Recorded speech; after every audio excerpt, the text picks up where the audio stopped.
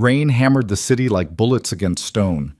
Adrian Moretti, the man who made grown men kneel with a glance, stared at his phone as if it held a loaded gun. 8 months. 8 months since Elena Cruz vanished from his life without a word. Now her name glowed on his screen, and her voice cracked through the speaker. My baby is being born right now. I have no one else. His hand tightened around the phone. The baby. Her baby. He should hang up, walk away. But even a man who'd built an empire on fear couldn't ignore the tremor in her voice. If you want to see how far a single phone call can shatter everything a powerful man ever believed, stay with me until the end. Hit that like button and drop a comment telling me what city you're watching from. I want to see how far this story travels. The rain didn't just fall on the city, it attacked it. Water cascaded down the floor-to-ceiling windows of the penthouse conference room, distorting the lights of the metropolis below into fractured streaks of gold and red. Inside, the air was thick with expensive cologne, cigar smoke, and the kind of tension that preceded violence. Adrian Moretti sat at the head of a mahogany table that cost more than most people earned in a year. 12 men surrounded him, soldiers, lieutenants, businessmen with blood on their hands hidden beneath Italian suits and Rolex watches. They were discussing territory, money, the usual currency of power, but Adrian wasn't listening. His phone sat face down on the table, vibrating for the third time in 5 minutes. He ignored it. Whoever needed him could wait. In his world, everything waited for Adrian Moretti. The docks are locked down, Marco Santini was saying, jabbing a thick finger at a map spread across the table. We moved the shipment Thursday night, no earlier. The feds are watching the harbor like hawks. Then we don't use the harbor, Adrian said, his voice quiet but absolute. When he spoke, conversations died. We move it through the rail yards, pay off the night supervisor. Problem solved. Marco nodded quickly. Done.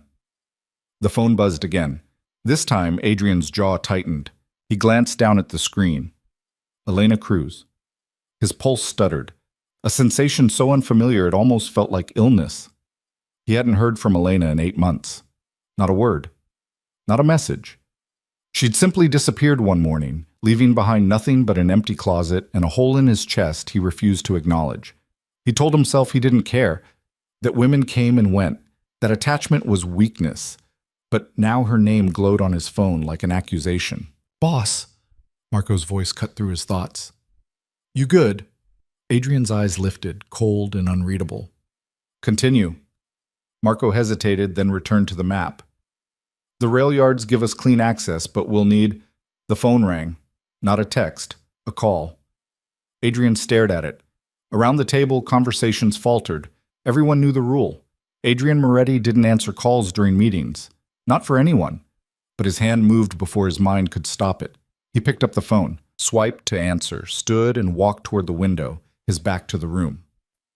This better be important, he said, his tone sharp enough to draw blood. Silence. Then, a breath. Shaky. Desperate. Adrian. That voice. It hit him like a fist to the sternum. Elena. His voice dropped, the sharpness replaced by something raw. Where the hell have you... I need you. Her words came fast, breaking apart. I'm at Mercy General, East Side, my baby. A gasp cut her off. Pain laced through the sound. The baby is coming right now. I don't have anyone else. Adrian's world tilted. The baby. Her baby. The question he'd buried for 8 months roared to the surface. Whose baby? But there was no time. He could hear her breathing, short, panicked, laced with agony. Adrian, please! I'm coming! He ended the call, turned back to the table. 12 pairs of eyes stared at him. Meeting's over, Adrian said. Marco blinked. What, boss? We're not done. I said it's over. Adrian's voice didn't rise, but the temperature in the room dropped 10 degrees. Everyone out! Now! Chairs scraped. Men stood. They filed toward the door without another word, casting nervous glances back at their boss. Marco lingered, concern etched into his scarred face. Adrian, what's going on? Handle the rail yard situation, Adrian said, already moving toward the private elevator. I'll call you tomorrow. Tomorrow? You never leave a... Marco. Adrian stopped, looked back. His expression was unreadable, but something flickered beneath it, something almost human. Not tonight. Marco studied him for a long moment, then nodded slowly. All right, boss. Be careful. Adrian didn't respond. The elevator doors closed, swallowing him into steel in silence. The drive should have taken 40 minutes. Adrian made it in 22. His black Audi R8 tore through the rain-slick streets like a bullet, weaving between cars, running red lights, the engine roaring defiance at the storm. Water sprayed in sheets across the windshield. The wipers couldn't keep up. He didn't care. His hands gripped the steering wheel until his knuckles went white. His mind was a war zone. Her baby is being born right now. 8 months ago, Elena had been his. Not in the way he owned territories or controlled operations. She'd never belonged to him like that. But she'd been his in the way that mattered. She'd been the calm in his chaos, the softness in a life built on edges. Elena Cruz, a bookstore owner with paint-stained fingers and a smile that didn't know how to lie. She'd walked into his world by accident, a case of mistaken identity, a threat he'd neutralized, a conversation that shouldn't have lasted 5 minutes but stretched into 5 hours. She'd looked at him like he was a man, not a monster. For 2 years she'd been his secret, his escape, the only place where Adrian Moretti could stop being what everyone needed him to be and just exist. Then she left. No note, no explanation, just gone. He'd searched for her, discreetly, because men in his position didn't chase women. But every lead went cold. She'd vanished like smoke. And now, a baby. Whose baby? The question burned, but Adrian shoved it down. It didn't matter. Not yet. What mattered was that Elena was alone, in pain, and she'd called him. The hospital appeared through the rain, a squat, utilitarian building on the edge of the city where ambulances outnumbered hope. Mercy General. The kind of place where people went when they couldn't afford anywhere better. Adrian pulled into the emergency lane, abandoned the car with the engine still running, and strode through the automatic doors. The emergency room smelled like disinfectant and desperation. Fluorescent lights buzzed overhead. A haggard nurse looked up from behind the desk. "Sir, you can't park—" "Elena Cruz," Adrian interrupted, his voice leaving no room for argument. "She's in labor. Where is she?" The nurse's eyes widened slightly. Whether from his tone or the dangerous energy radiating off him, Adrian didn't know. She glanced at her computer. "Third floor maternity ward. But visiting hours—" Adrian was already walking toward the elevator. "Sir, you need to sign in." He didn't look back. The maternity ward was quieter than the ER, but the tension was different here. Anticipatory, fragile. Adrian moved through sterile hallways, past rooms where new fathers paced and exhausted mothers slept. He found her in room 347. The door was half open. He stopped just outside it, his hand on the frame, suddenly unsure, an emotion so foreign it nearly paralyzed him. Then he heard her voice, a low, guttural sound of pain. Adrian pushed the door open. The room was small, dim. Medical equipment beeped steadily in the corner. And there, on the bed, bathed in the sickly glow of a single overhead light, was Elena. She looked nothing like he remembered. Her dark hair was plastered to her forehead with sweat. Her face was pale, drawn with exhaustion and pain. She wore a hospital gown that seemed 3 sizes too big. Her hands gripped the bed rails so tightly her knuckles had gone white. But when her eyes found his, those deep brown eyes that had once looked at him with tenderness, they filled with tears. "You came," she whispered. Adrian crossed the room in 3 strides. He didn't think, didn't calculate. He just moved to her side and took her hand. "Of course I came." Her fingers closed around his like a lifeline. Another contraction hit, and her body arched off the bed. A cry tore from her throat, raw, primal. "Breathe," Adrian said, the word coming out rougher than he intended. "Elena, breathe." "I am breathing," she gasped, eyes squeezed shut. "It just hurts." A nurse bustled in, glanced at Adrian with mild surprise, then focused on Elena. "All right, honey, let's check your progress." The next 2 hours were the longest of Adrian Moretti's life. He'd been shot twice. Stabbed once. He'd stared down the barrel of a gun more times than he could count and never flinched. But watching Elena in labor, watching her body racked with pain, hearing her cries echo off the sterile walls, feeling utterly powerless to stop it, was a kind of torture he'd never imagined. He stayed, held her hand, let her squeeze until he thought bones might crack, wiped the sweat from her forehead with a damp cloth the nurse provided, murmured words he didn't even know he was capable of saying. "You're strong. You're doing this. I'm right here." Well, at one point between contractions, Elena looked up at him with exhausted eyes. "Why did you come?" she whispered. Adrian's jaw tightened. "You called." "That's not a reason. Not for you." He wanted to tell her she was wrong, that he was exactly the kind of man who abandoned people, that mercy wasn't in his nature, but the words wouldn't come. "I don't know," he said finally, and it was the most honest thing he'd said in years. Elena's lips curved into the faintest smile. Liar. Another contraction stole her breath. Adrian gripped her hand tighter. At 3:47 a.m., the doctor arrived, a tired-looking woman in her 50s with kind eyes and steady hands. "All right, Elena," she said calmly, settling onto a stool at the foot of the bed. "You're fully dilated. It's time to push." Elena's eyes went wide with panic. "I can't. I don't think I can." "Yes, you can," Adrian said. His voice was firm, anchoring. "Look at me." She did. "You can do this," he said. "You're the strongest person I know." Tears streamed down her face, but she nodded. "Okay," the doctor said. "Next contraction, I need you to push. Ready?" What followed was chaos and pain and something so visceral that Adrian felt it in his bones. Elena pushed, screamed, gripped his hand with inhuman strength. The doctor coached. The nurse moved efficiently around the room. And Adrian stayed exactly where he was, refusing to let go. "One more big push," the doctor said. "Come on, Elena, you're almost there." "I can't." "You can," Adrian said. "Push." Elena gave a final guttural cry, and then a baby's wail shattered the silence. Adrian's breath stopped. The doctor lifted a tiny, squirming infant, slick with blood and vernix, impossibly small, impossibly loud. "It's a boy," she announced, smiling. "Congratulations." The nurse moved quickly, taking the baby to a warming station, cleaning him, wrapping him in a soft blue blanket. Elena collapsed back against the pillows, sobbing with exhaustion and relief. "Is he okay?"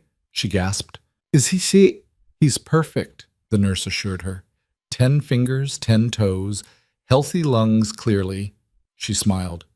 "Would you like to hold him?" Elena nodded, tears streaming. The nurse placed the baby in her arms. Adrian stood frozen, staring. The baby was small, so impossibly small. His face was scrunched, red from crying. Dark wisps of hair crowned his head. His tiny fists waved in the air. Elena looked down at him with an expression Adrian had never seen before, pure, unfiltered love. "Hi, baby," she whispered. "Hi, sweet boy. I'm your mama." The baby's cries quieted.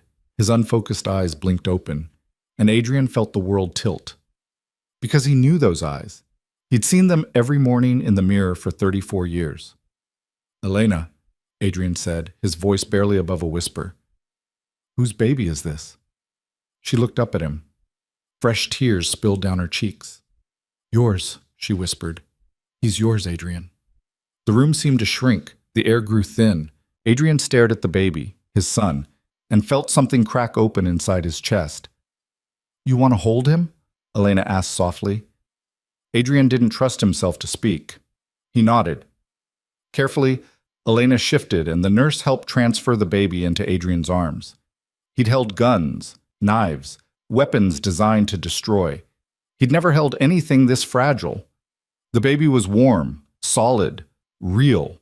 His tiny fingers curled instinctively around Adrian's thumb. His eyes, those impossible, familiar eyes, stared up with unfocused wonder. "He has your eyes," Elena whispered. "I knew the moment he was born."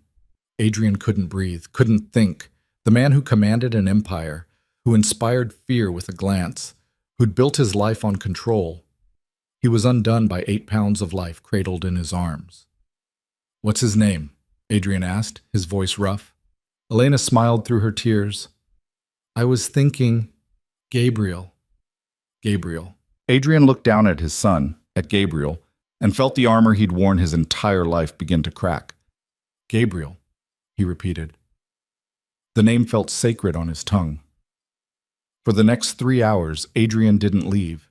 He sat in the chair beside Elena's bed, holding Gabriel while she slept. The baby dozed fitfully, occasionally fussing, and Adrian learned how to soothe him, gently rocking, murmuring nonsense that felt absurdly natural. The nurse came and went, checking vitals, offering quiet congratulations. She didn't ask questions, didn't comment on the man in the expensive suit holding a newborn like he'd discovered religion. As dawn broke outside the window, painting the room in shades of gold and pink, Adrian finally allowed himself to ask the question burning in his chest. Why didn't you tell me? Elena stirred, opened her eyes. She looked at him, at Gabriel sleeping peacefully in his arms, and her expression crumpled. I was scared, she whispered. Of me? Of your world. She sat up slowly, wincing. Adrian, I knew what being with you meant. I accepted the risks, but when I found out I was pregnant, her voice broke.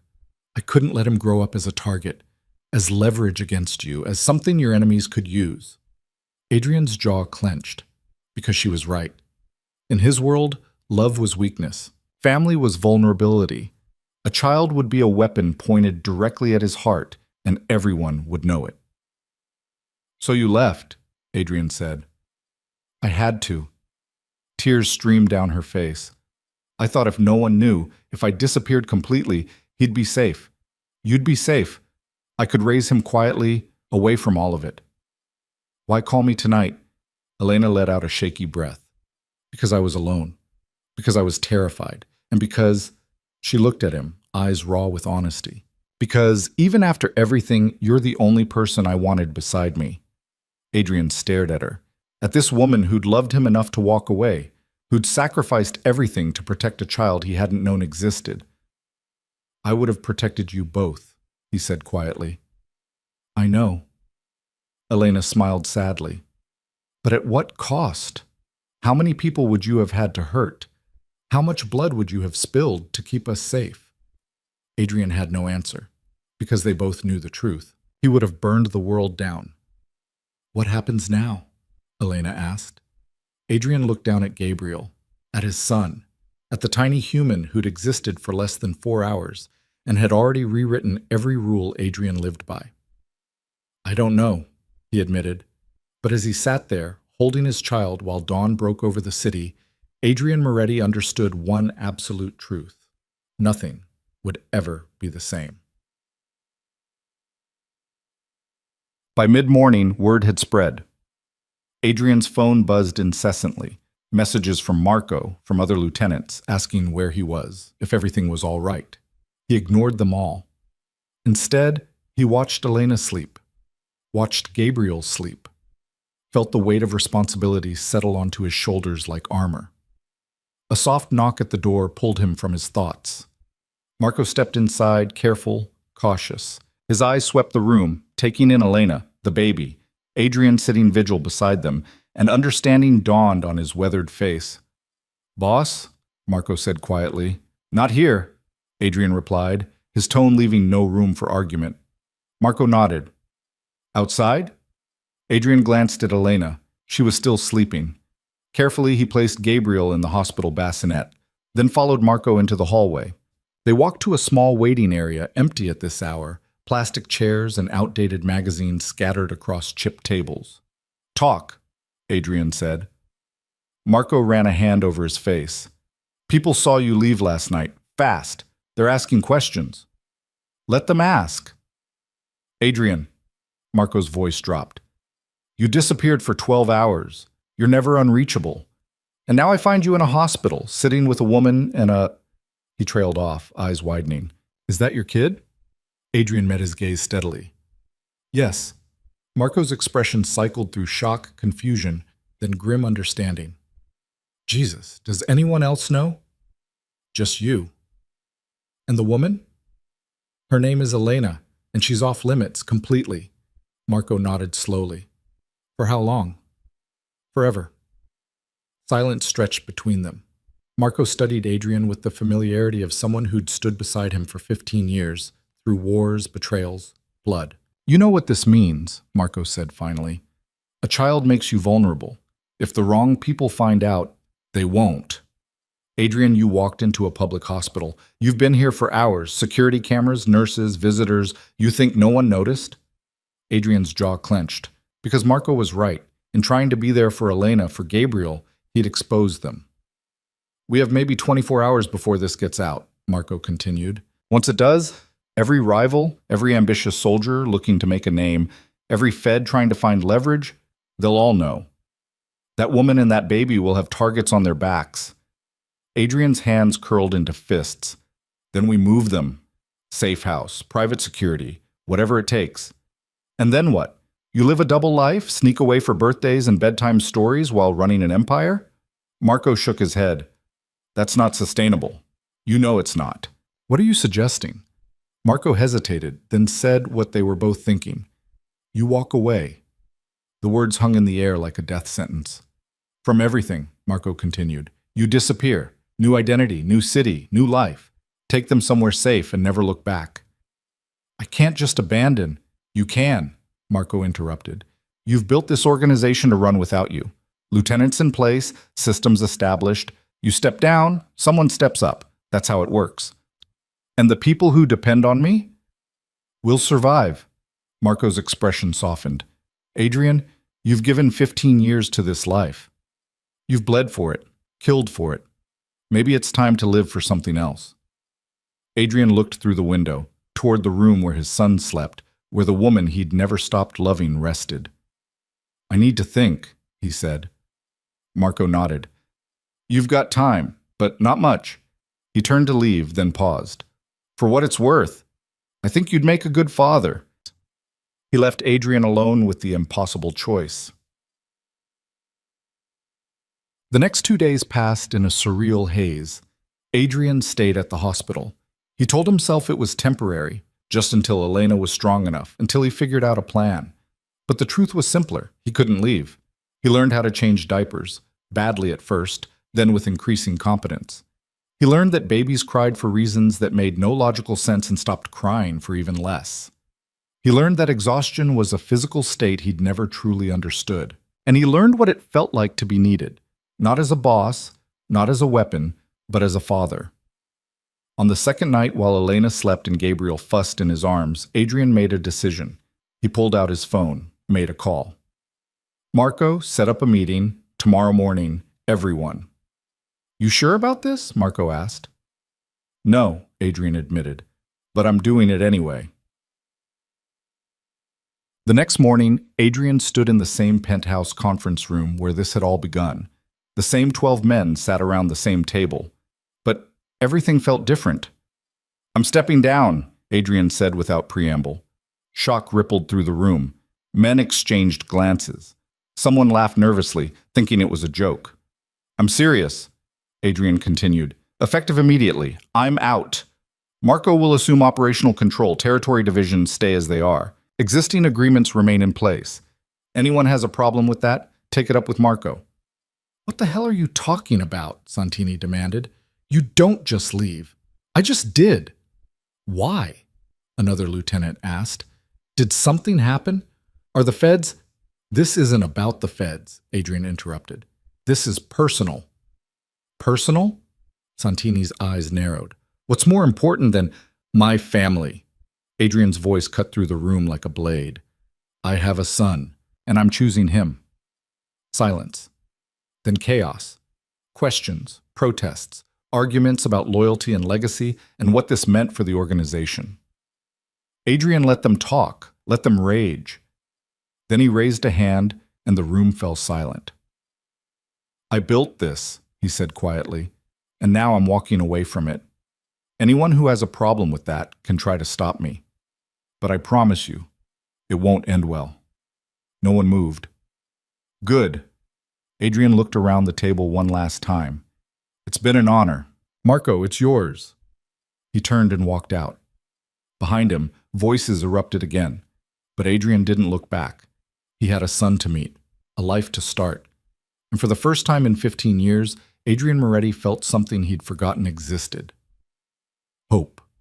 The apartment Elena brought him to was nothing like Adrian expected. It sat on the fourth floor of a weathered building in a neighborhood where graffiti competed with peeling paint for dominance. The elevator didn't work. Hadn't worked in months, according to the apologetic super who held the door as Adrian carried Gabriel's car seat while Elena moved slowly beside him, still recovering. "I know it's not much," Elena said quietly as she unlocked the door. Her keys jangled in the silence of the narrow hallway.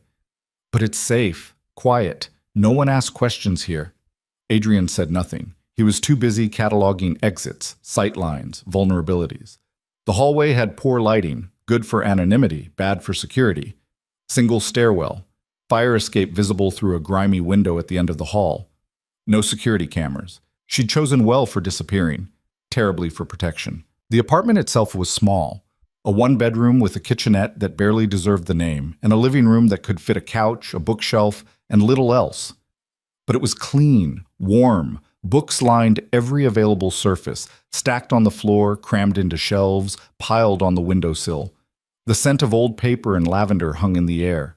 It smelled like Elena. "The bedroom's through there," she said, gesturing to a half-open door. "I've been setting up a corner for Gabriel, but I haven't finished. I didn't expect—" Her voice caught. "I didn't expect any of this to happen the way it did." Adrian set the car seat down gently. Gabriel slept inside it, oblivious to the world being built around him. "Where have you been sleeping?" The couch pulls out. "For 8 months?" Elena shrugged, wincing slightly at the movement. "It's fine. I've had worse." Adrian doubted that. He moved to the window, pulled back the thin curtain. The view offered a narrow street, a bodega on the corner, an empty lot where weeds pushed through cracked concrete.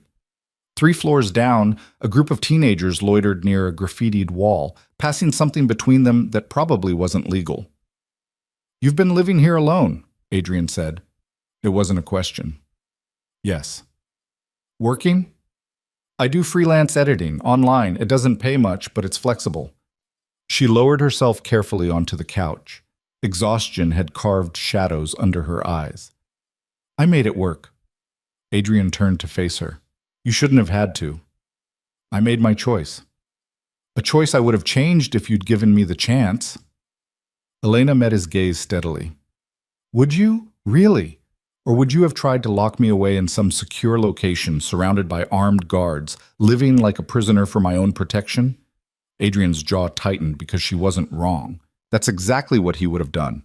Built a fortress around her, turned her life into a cage. "I wanted him to have a normal childhood," Elena continued softly. "I wanted him to go to parks without bodyguards, to make friends without background checks, to not grow up knowing that his father's name made people afraid." "And what about what I wanted?" The words came out harsher than Adrian intended. Elena flinched. "You didn't know," she whispered. "You couldn't want something you didn't know existed. That's not fair." "Nothing about this is fair, Adrian." Tears welled in her eyes.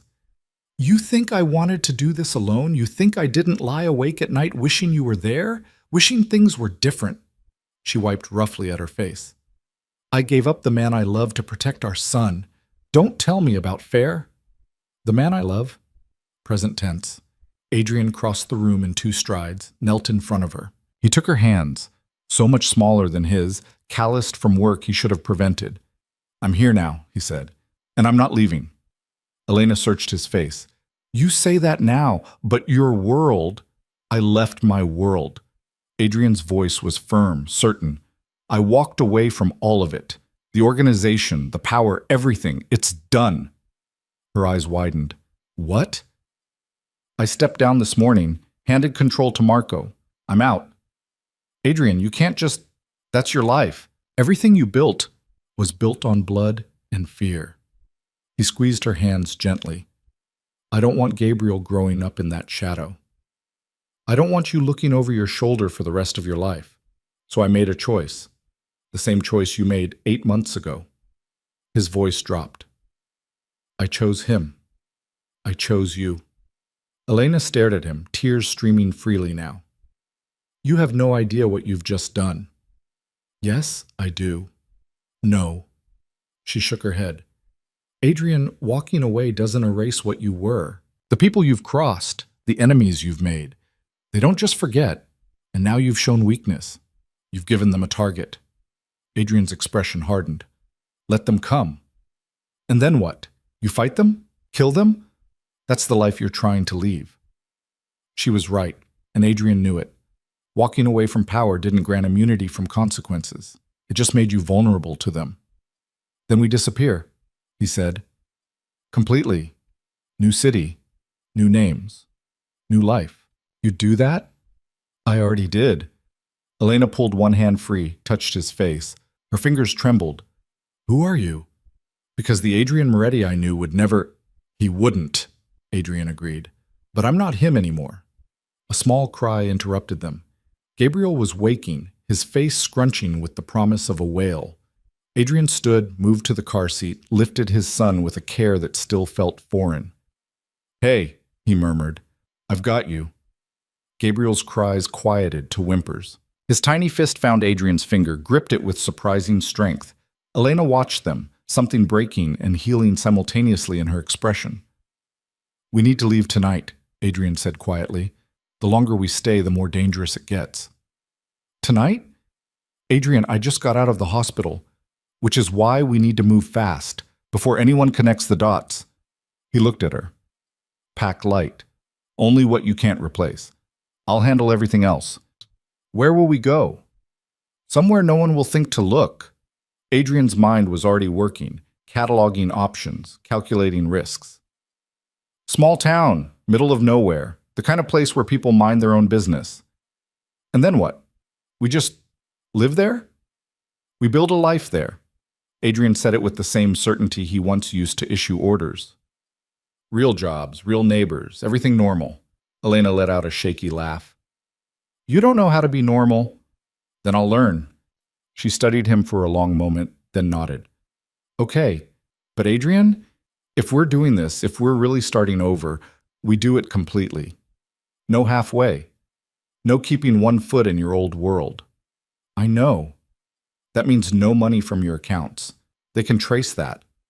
No contacts from your organization. No favors from people who owe you. Her voice was steel wrapped in softness. We start with nothing. Adrian thought about the offshore accounts, the cash reserves, the network of resources he'd spent 15 years building. Walking away from power was one thing. Walking away from the safety net that came with it was another. But then Gabriel made a small sound and Adrian looked down at his son. Nothing it is, he said. Elena stood, moved carefully to the bedroom. I'll pack.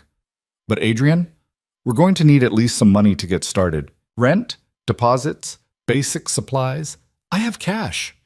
He'd withdrawn $50,000 that morning, before the meeting. Emergency money, untraceable. It'll get us through the first few months. She paused in the doorway. After that, I get a job. Doing what? Adrian smiled grimly. I'll figure it out. They left at 2 a.m. Adrian carried Gabriel while Elena managed 2 duffel bags stuffed with clothes, documents, and the few possessions she couldn't leave behind. Books, mostly. A photo album.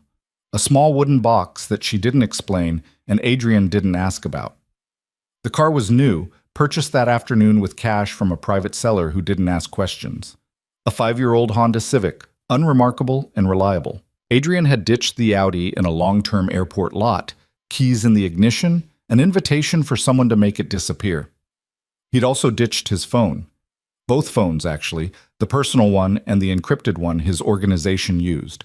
Crushed them under his heel in an alley, dropped the pieces in 3 different dumpsters. Elena had done the same with hers. No phones meant no tracking. It also meant no safety net. The city receded in the rearview mirror as Adrian drove north on the interstate. Elena sat in the passenger seat, Gabriel's car seat secured between them in the back. She stared out the window, watching the lights fade. Are you okay? Adrian asked. I don't know, she admitted. I spent 8 months convincing myself I'd never see you again, that I'd made my choice and had to live with it. And now, she gestured vaguely, now you're here and we're running away together, and it feels like a dream. Not a dream, Adrian said. This is real. I know, That's what scares me. They drove in silence for a while. Gabriel slept. The highway stretched empty before them, illuminated by the Civic's headlights and nothing else. Where exactly are we going? Elena finally asked. Pennsylvania. Small town called Millbrook. Population around 3,000. No major industry, mostly residential. Tourist traffic in the fall for the leaves, dead the rest of the year. How do you know about it? Adrian's hands tightened on the wheel. I had a safe house there, years ago, before I met you. Just a cabin in the woods, nothing fancy, but it was mine, bought under a different name, off the books. No one in the organization knew about it. You had an escape plan. Everyone needs an escape plan. Elena was quiet for a moment. Is the cabin still there? Should be. I've been paying the property taxes through a trust. As far as anyone knows, it belongs to a retiree who died 5 years ago. And you're sure no one knows about it? As sure as I can be. Which wasn't the same as certain, but it was the best they had. Elena nodded, settled back in her seat. Within minutes, exhaustion claimed her. Her breathing evened out, her head tilted against the window. Adrian drove through the night, his mind racing even as the highway blurred past. He'd made the right choice. He knew that. But rightness didn't erase doubt. What did he know about being a father, about living a normal life? He'd spent 15 years cultivating power, intimidation, control. Those skills didn't translate to changing diapers or paying bills or being someone Gabriel could look up to. And Elena, she'd said she loved him, but was that the truth? Or just the emotion of the moment? She'd left once. What would stop her from leaving again when she realized the man who'd walked away from an empire didn't know how to exist without one? The questions gnawed at him until dawn broke pink and gold across the horizon. They reached Millbrook just before noon. The town was exactly as Adrian remembered, small, quiet, the kind of place where everyone knew everyone else's business but pretended not to. Main Street consisted of a diner, a hardware store, a post office, and a bar that had been there since Prohibition. American flags hung from porches. Pickup trucks outnumbered sedans 3-1. Adrian drove through town without stopping, headed for the woods that bordered the eastern edge. The road turned from asphalt to gravel, then from gravel to dirt. Trees closed in on either side, oak, maple, pine, creating a canopy that filtered the sunlight into golden fragments. The cabin appeared after 2 miles of rough road. It was smaller than Adrian remembered, but intact. Wood siding weathered to gray. A stone chimney. A covered porch with 2 rocking chairs. The windows were shuttered, the yard overgrown, but the structure looked sound. Adrian parked, killed the engine. Silence flooded in, so complete after hours of highway noise that it felt oppressive. "This is it?" Elena asked, staring at the cabin. "This is it. It's rustic. It's isolated," Adrian corrected, "which is the point." Elena climbed out carefully, still moving like someone recovering from childbirth. Adrian retrieved Gabriel, who was awake now and fussing quietly. Together, they approached the cabin. The key was where Adrian had left it, buried in a tobacco tin under the third porch step. The lock was stiff from disuse, but it turned. The door swung open with a creak. Inside smelled like dust and thyme. Furniture sat shrouded under white sheets. The kitchen area held a wood stove, a hand-pump sink, open shelving stocked with canned goods that had probably expired years ago. The main room featured a stone fireplace, a worn couch, a table with 2 chairs. A ladder led to a loft that served as the bedroom. It was nothing like the penthouse Adrian had left behind. Elena set the duffel bags down, looked around with an expression Adrian couldn't read. "There's no electricity," she observed. "Generator out back. Needs gas, but it works." "Running water?" "Well pump. Water's cold, but it's clean." "Heat?" Adrian gestured to the fireplace. "And the wood stove." Elena turned to him.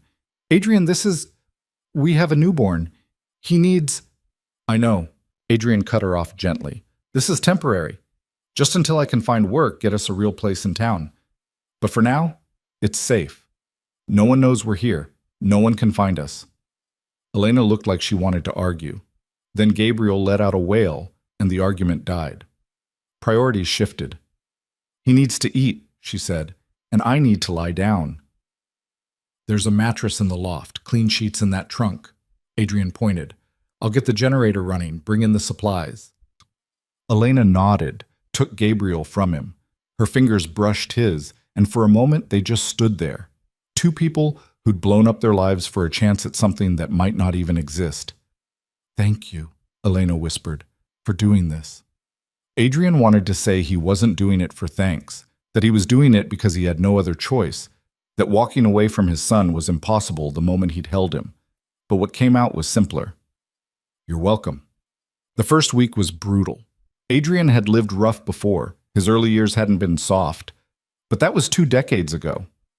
His body had grown accustomed to luxury, climate control, hot water on demand, food prepared by people who understood seasoning. The cabin offered none of that.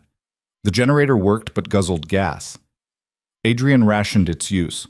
2 hours in the morning, 2 in the evening. The rest of the time, they relied on candles and daylight. The well pump required priming and produced water so cold it made teeth ache. The wood stove heated efficiently but demanded constant feeding. Gabriel, meanwhile, required everything. Adrian learned that newborns didn't sleep so much as nap in unpredictable intervals. That crying could mean hunger, discomfort, tiredness, or absolutely nothing discernible. That diapers were a losing battle and formula had to be measured precisely, or Gabriel would spit up everything. He learned that exhaustion came in layers, physical, mental, emotional, and that coffee was insufficient but necessary. Elena was patient with his fumbling, but she was struggling too. Her body needed rest, and Gabriel refused to provide it. She'd wake every 2 hours to nurse, her face drawn with pain and fatigue. Sometimes Adrian would find her crying silently in the loft, Gabriel asleep against her chest, and he'd sit beside her without speaking until the tears stopped. They didn't talk about the life they'd left behind. They didn't talk about the future beyond the next day. They just survived. On the 8th day, Adrian drove into town. He needed supplies, formula, diapers, gas for the generator, food that wasn't canned. He left Elena and Gabriel at the cabin with strict instructions to stay inside, bar the door, and not answer for anyone. Millbrook's general store was run by a woman named Maggie, 70s, gray hair pulled into a practical bun, eyes that missed nothing. She looked up when Adrian entered, her gaze sweeping over him in assessment. "Help you?" she asked. "Just shopping," Adrian replied, keeping his voice neutral. He moved through the aisles collecting items. Maggie watched from behind the counter, not bothering to hide her curiosity. When Adrian brought his purchases to the register, she rang them up with practiced efficiency. "Don't recognize you," she said conversationally. "Passing through?" "Staying for a while," Adrian answered. "Whereabouts?" "The old Kershaw place, out on Ridge Road." Maggie's eyebrows rose. "The cabin's been empty for years. Didn't know anyone still owned it." "I'm renting," Adrian lied smoothly. "Huh." She bagged his items. "Bit isolated for most folks, especially with a baby." Adrian's hand stilled on his wallet. "What makes you think I have a baby?" Maggie gestured to the pile of diapers, formula, and baby wipes on the counter. "Call it a hunch." Adrian forced a smile. "My wife and I like the quiet." "I'm sure you do." Maggie handed him the bags. "Word of advice, though? If you're planning to stay, you'll want to introduce yourselves proper. Small towns talk, and strangers make people nervous. Better to be neighborly than mysterious." But it was good advice, but Adrian had no intention of following it. Neighborly meant visible. Visible meant vulnerable. "I'll keep that in mind," he said. Back at the cabin, he found Elena sitting on the porch, Gabriel cradled in her arms. She looked better, rested, color returning to her face. "How was town?" she asked. "Small," Adrian replied, setting the bags down. "People are curious." "Did anyone ask questions?" "The store owner. I told her we're renting." Elena nodded. "We need to figure out our story.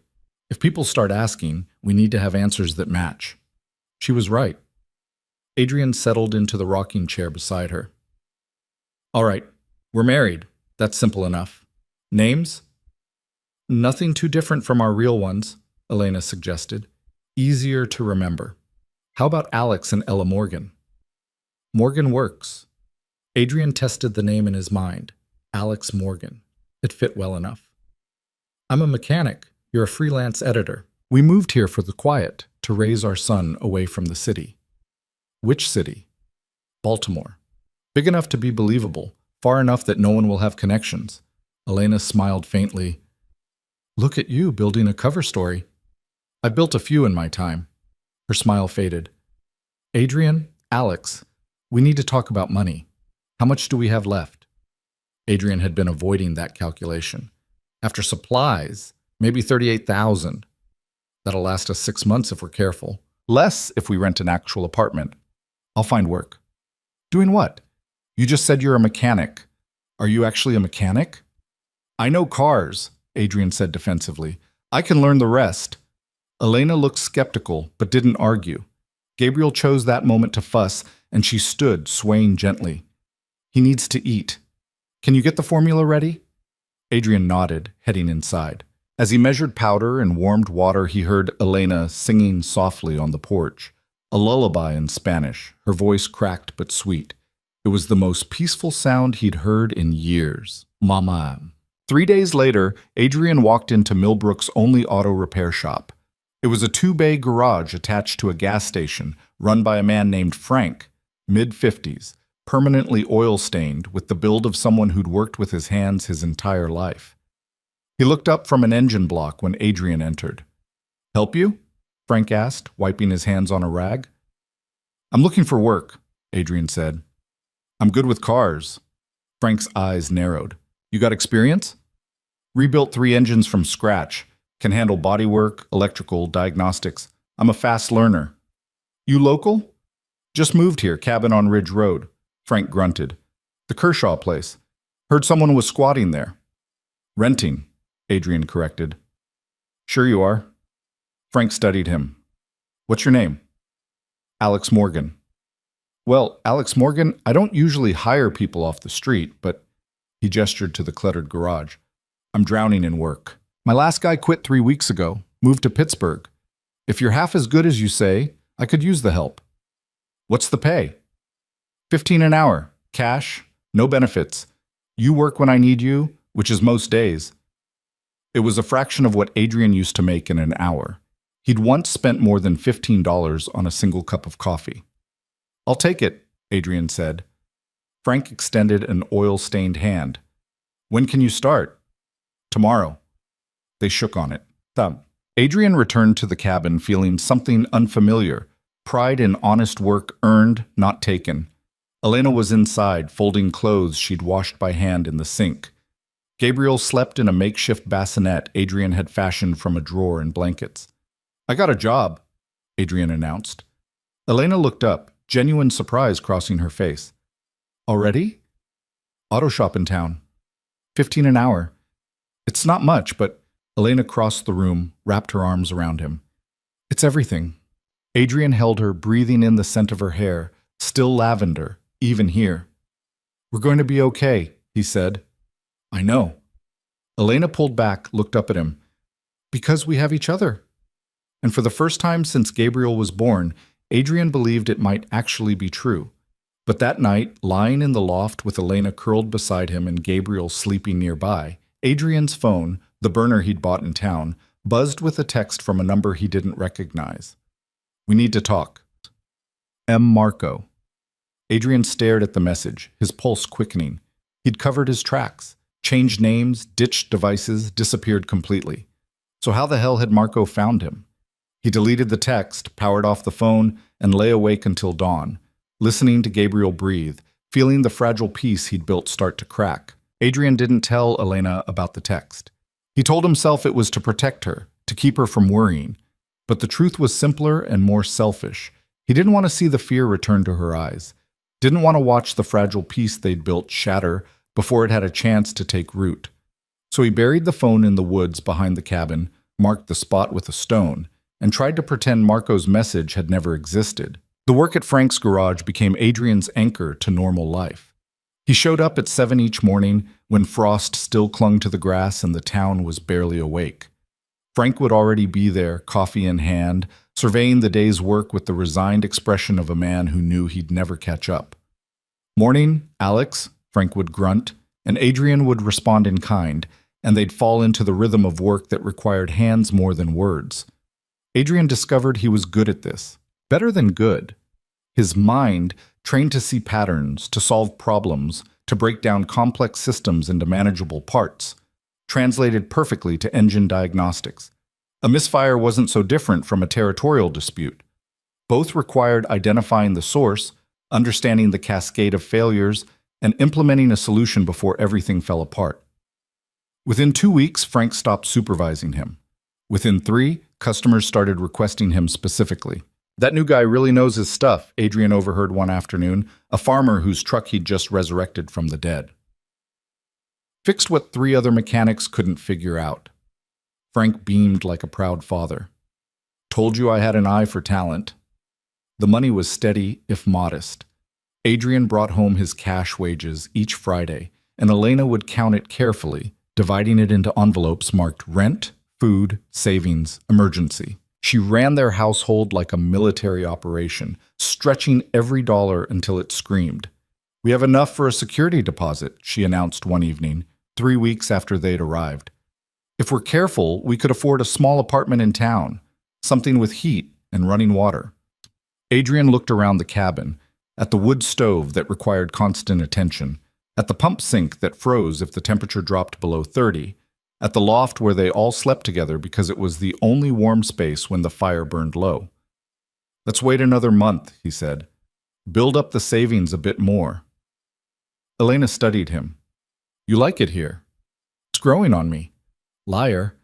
But she smiled. "You like that no one can find us." She wasn't wrong. The cabin's isolation had become a comfort. Each day that passed without incident, without Marco appearing at the door or strange cars on the road, was a day Adrian allowed himself to believe this might actually work. Gabriel was growing, changing daily in ways that astonished Adrian. The unfocused newborn stare had sharpened into awareness. He could track faces now, could smile, though the books Elena borrowed from the town library insisted it was probably gas. His cries had developed distinct tones that Adrian was learning to interpret. The sharp wail meant hunger. The building whimper meant a diaper. The specific fussy cry that started around sunset meant exhaustion fighting against the need to be held. Adrian became an expert in that last one. Most evenings, he'd walk the cabin's small interior with Gabriel against his shoulder, humming tuneless sounds while Elena prepared their simple dinner. Sometimes Gabriel would fall asleep within minutes. Other times he'd fight it for an hour, his tiny body rigid with inexplicable infant rage. "You're better at this than I am," Elena observed one night, watching Adrian pace with their son. "I'm just more stubborn than he is." "No." Elena's voice was soft. "You're patient. I never knew you could be patient." Adrian thought about the meetings he'd run with an iron fist, the subordinates he'd cut off mid-sentence, the world he'd expected to bend to his schedule. "I'm learning."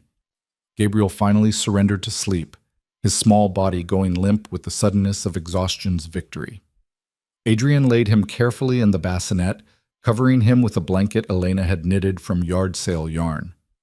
They ate dinner in comfortable silence, rice and beans stretched with vegetables from the discount bin at Maggie's store. It wasn't the food Adrian was accustomed to, but it was warm and filling, and Elena had cooked it, which made it better than any meal he could remember. "Frank asked about you today," Adrian said, wiping his bowl with bread. "What about me?" "Wanted to know if my wife might be interested in bookkeeping work. His records are a mess, and tax season's coming." Elena's eyes lit up. "Really?" "I told him you'd think about it." Adrian paused. "But Elena, it would mean coming into town, being visible, meeting people." The light dimmed slightly. "I know. We agreed to stay low. We also agreed to build a life." Elena set down her fork. "Adrian, we can't hide forever. At some point, we have to start living like actual people, not fugitives. We are fugitives. Only if someone's chasing us." She reached across the table, took his hand. "It's been almost a month. No one's come. No one's asking questions beyond normal small-town curiosity. Maybe we actually made it." Adrian wanted to believe her, but the memory of Marco's text burned in his mind like a brand. "1 more month," he said. "We give it 1 more month of quiet. If nothing happens, you can take the bookkeeping work. We can rent an apartment. We can—" He struggled for the word. "We can settle." Elena squeezed his hand. 1 more month, she agreed. That night, Adrian dreamed of the city, of the penthouse with its floor-to-ceiling windows, of men kneeling before him, their faces blank with fear, of power that fit like a second skin, so familiar he'd forgotten what it felt like to live without it. He woke in the dark loft, heart pounding, Elena breathing softly beside him. Gabriel made small sleeping sounds from the bassinet. The cabin creaked in the wind. This was real. Everything else was just ghosts. The next morning, Adrian found fresh tire tracks in the dirt road leading to the cabin. He noticed them while hauling water from the well, two parallel lines pressed into mud still soft from the previous night's rain. They ran from the main road to a point about 50 yards from the cabin, then turned around. Someone had driven here. Stopped, turned back. Adrian's blood turned to ice. He finished filling the water buckets with mechanical precision, his mind cataloging possibilities. Lost tourist, wrong turn, innocent mistake, or reconnaissance. He carried the water inside, keeping his expression neutral. Elena was nursing Gabriel by the stove, wrapped in the thick robe she'd bought at the church thrift store. "Morning," she said, smiling. "Coffee's almost ready." "I need to run into town early," Adrian said casually.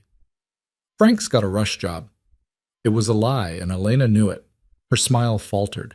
"Adrian, it's fine," he interrupted gently. "Just work. I'll be back by lunch." He kissed her forehead, kissed Gabriel's downy head, and left before she could press. The burner phone was where he'd buried it, wrapped in plastic to protect it from moisture. Adrian powered it on with hands that didn't shake only through force of will. No new messages. He called Marco's number. It rang 4 times, then went to a generic voicemail. Adrian hung up without leaving a message, then immediately dialed again. This time Marco answered on the second ring. "Took you long enough," Marco said. "How did you find me?" Adrian's voice was flat, dangerous. "I didn't." "Not exactly." Marco sighed. "I'm not calling to bring you back, Adrian. I'm calling to warn you." Every muscle in Adrian's body tensed. "About what?" "Santini's making moves. He never liked you stepping down, and he's been consolidating power, calling in favors, making alliances. 2 days ago, he put out feelers, quiet ones, asking if anyone knew where you went." "Why?" "Because he's smart enough to know you didn't just vanish. Men like you don't disappear without a reason." Marco's voice dropped. "He thinks you've got leverage. Files, maybe. Evidence, something you're holding over the organization in case anyone comes after you." Adrian's jaw clenched. "I have nothing. I walked away clean." "I know that. You know that. But Santini's paranoid, and paranoia makes men dangerous. He's convinced himself that the only way he's truly secure is if you're—" Marco paused. "Not a problem anymore." The words hung in the air like a death sentence. "Has he found me?" Adrian asked. "Not yet, but he's looking. I wanted to give you a head start." "Why?" Adrian's voice was sharp with suspicion. "Why help me?" "Because you gave me this position. Because you trusted me when you didn't have to." Marco's voice roughened with something that might have been loyalty or might have been regret. "And because I know what you gave up to walk away. I'm not going to let Santini destroy that." Adrian closed his eyes. "What's my move?" "Keep your head down, don't make waves, and for the love of everything, don't do anything that puts you on anyone's radar." Marco paused. "How's the kid?" The question surprised Adrian. "Good, growing." "And the woman?" "Elena. Her name is Elena." "Right. Elena." Marco cleared his throat. "Look, I can't promise Santini won't find you eventually, but I can buy you time. Keep him pointed in wrong directions. Just be ready to run if you have to." "I'm done running." "Then be ready to fight." Marco's voice was grim. "And Adrian, if it comes to that, don't hesitate. Men who hesitate die, and you've got people depending on you now." The call ended. Adrian stood in the woods, phone in hand, the morning sun filtering through bare branches. He thought about the cabin, about Elena singing to Gabriel, about the simple life they were building from nothing. Then he thought about Santini. Ambitious, ruthless, and now convinced Adrian was a threat that needed eliminating. Marco was right. This wasn't over. It had never been over. Adrian smashed the phone against a rock, scattered the pieces, and headed back to the cabin to tell Elena they needed to leave. But when he emerged from the woods, a car was parked in front of the cabin. Not Santini's black SUV or a convoy of soldiers, Just a beat-up Ford pickup with local plates, the kind every third person in Millbrook drove. Frank stood on the porch, knocking. Adrian forced himself to walk normally, to breathe normally, to not look like a man who just learned his past was hunting him. "Frank," he called. "What's going on?" Frank turned, relief crossing his weathered face. "There you are. I came by to—" He stopped, actually seeing Adrian for the first time. "Jesus, Alex, you look like you've seen a ghost. You all right?" "Fine," Adrian lied. "Just surprised to see you here." "Yeah, sorry for dropping by unannounced.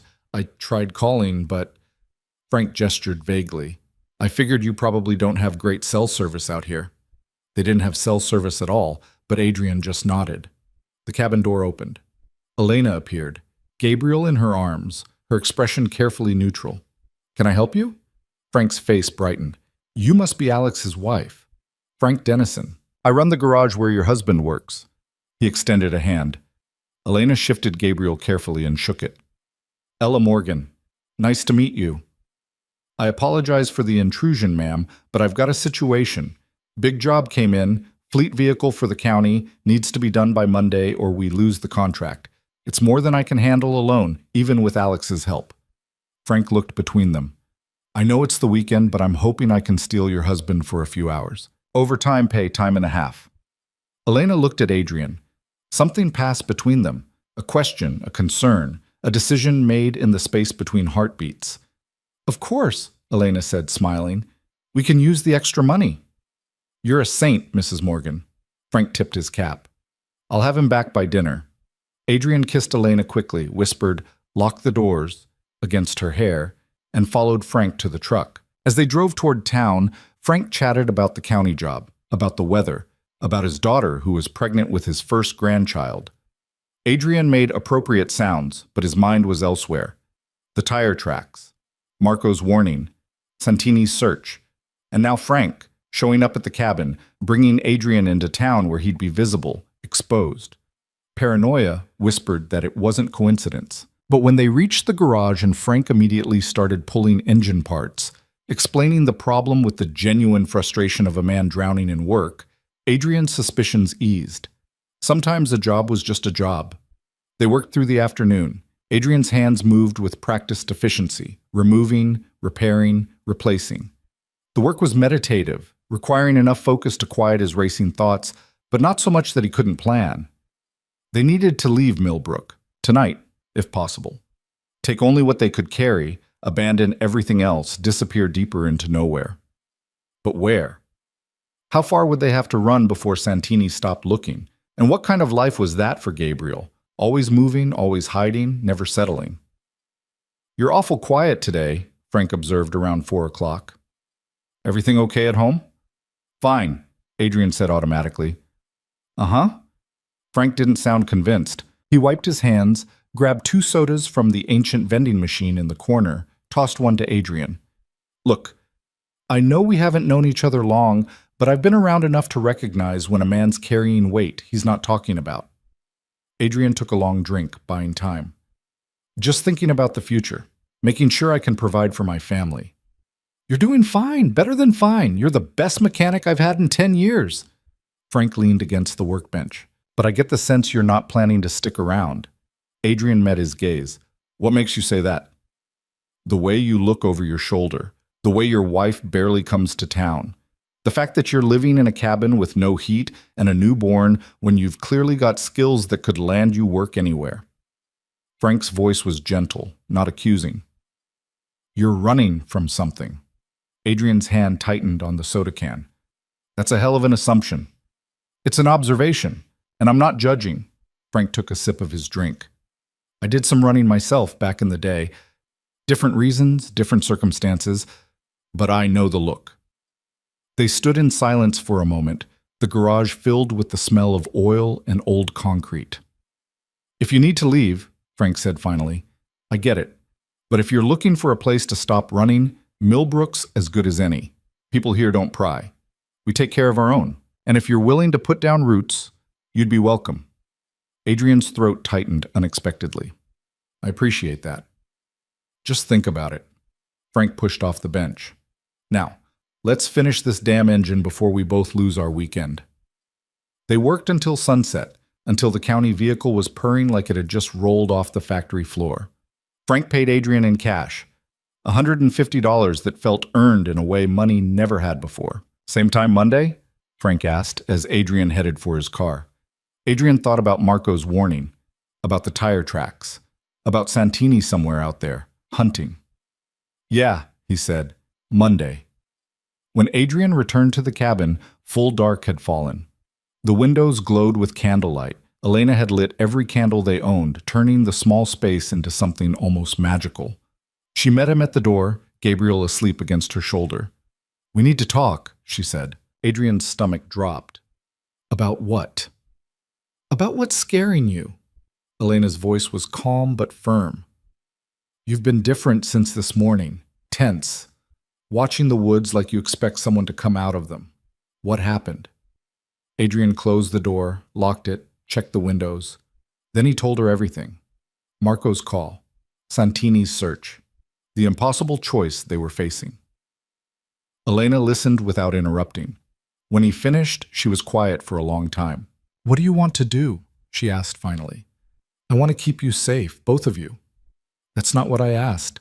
Elena shifted Gabriel to her other shoulder. Do you want to run again?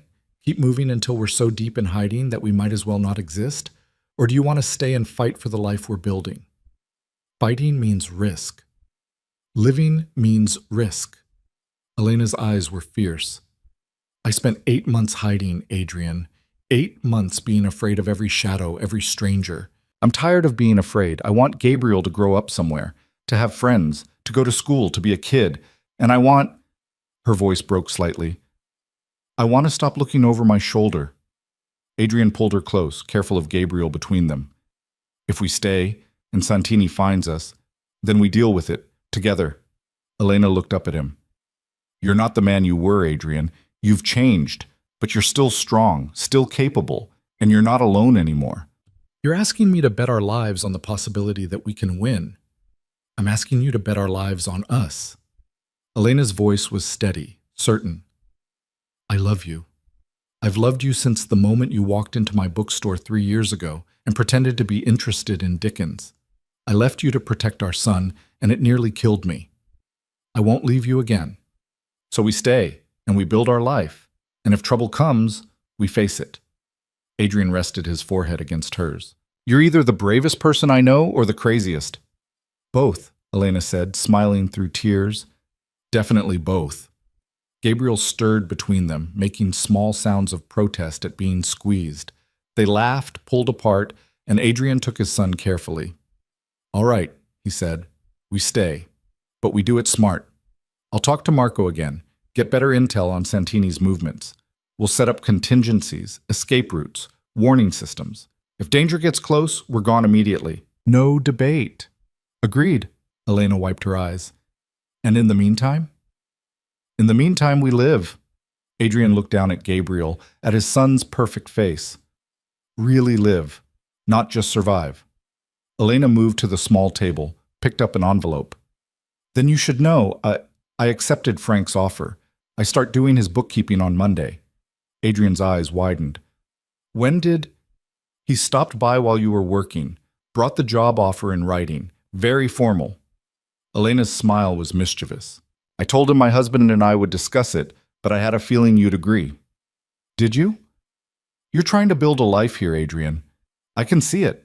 The way you talk about the garage, about Frank, about the work. You're not just hiding anymore. You're becoming someone new. She crossed to him, put her hand on his chest. Someone I'm excited to know. Adrian kissed her then, long and deep, tasting salt from her tears and hope from her smile.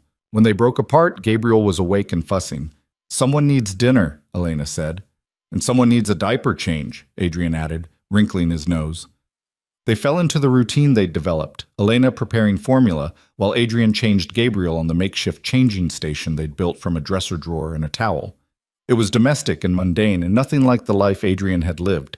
It was perfect. Later, after Gabriel had eaten and fallen back asleep, after they'd banked the fire and blown out most of the candles, Adrian and Elena lay together in the loft.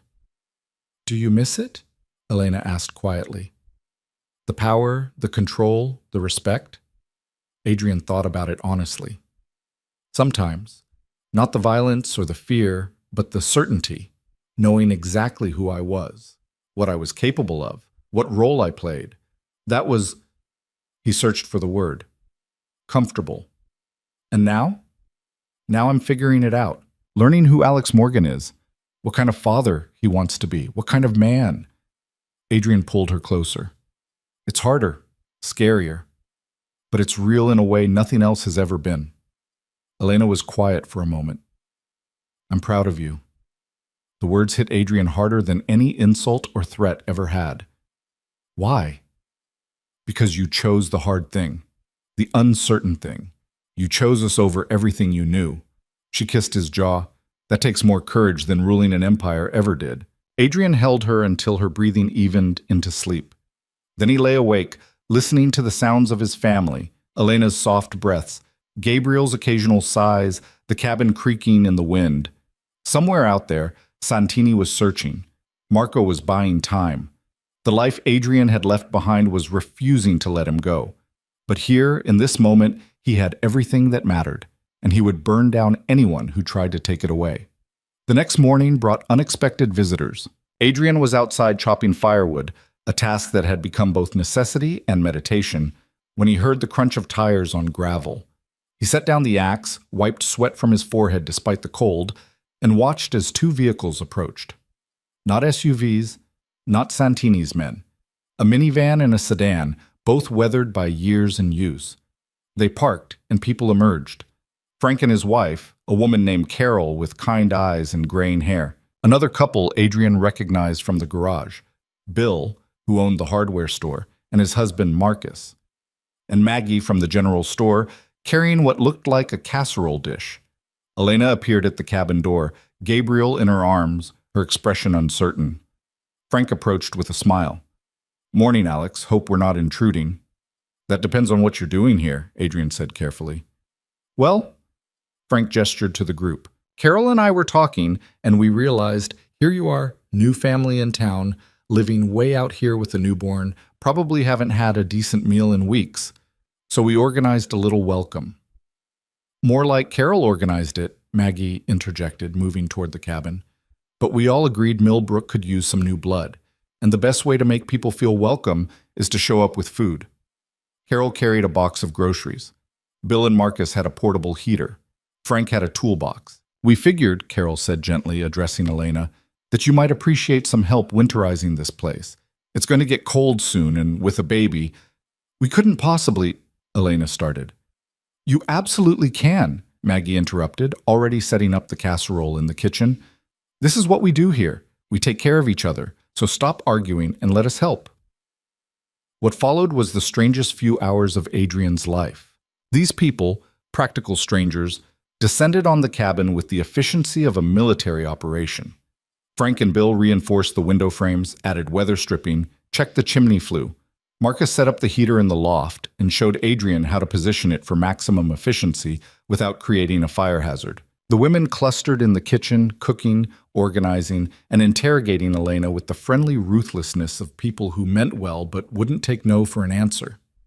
How long have you been married? Carol asked.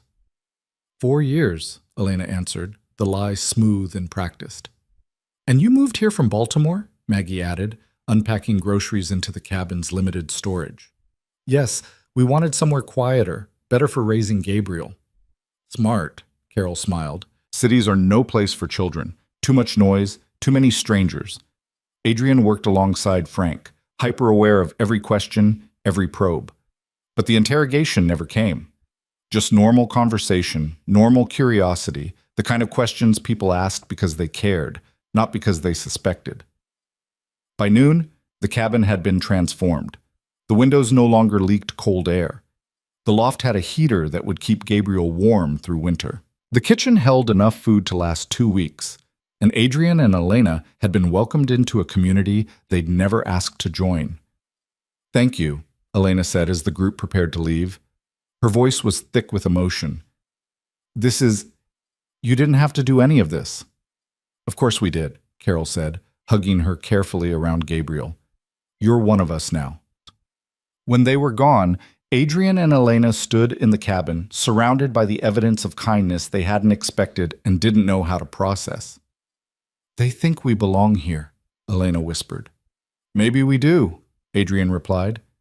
And for the first time since leaving the city, he almost believed it. 3 weeks of peace felt like a lifetime, and an eye blink all at once. Adrian fell into rhythms he'd never imagined, waking before dawn to start the fire, warming bottles for Gabriel's early feeding, driving to the garage as the sun painted frost pink across the fields. The work became second nature. His hands learned the language of engines, the logic of mechanical systems that didn't lie or betray or scheme for power. Elena transformed the cabin into something that resembled a home. She hung curtains made from fabric scraps Maggie had donated, organized their meager belongings into coherent systems, even planted herb seedlings in coffee cans on the windowsill despite the approaching winter.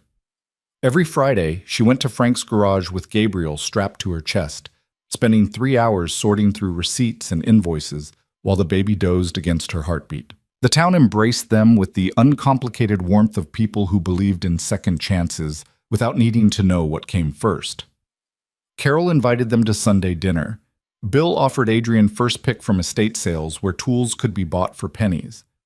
Marcus taught Elena how to preserve vegetables from the community garden's autumn harvest.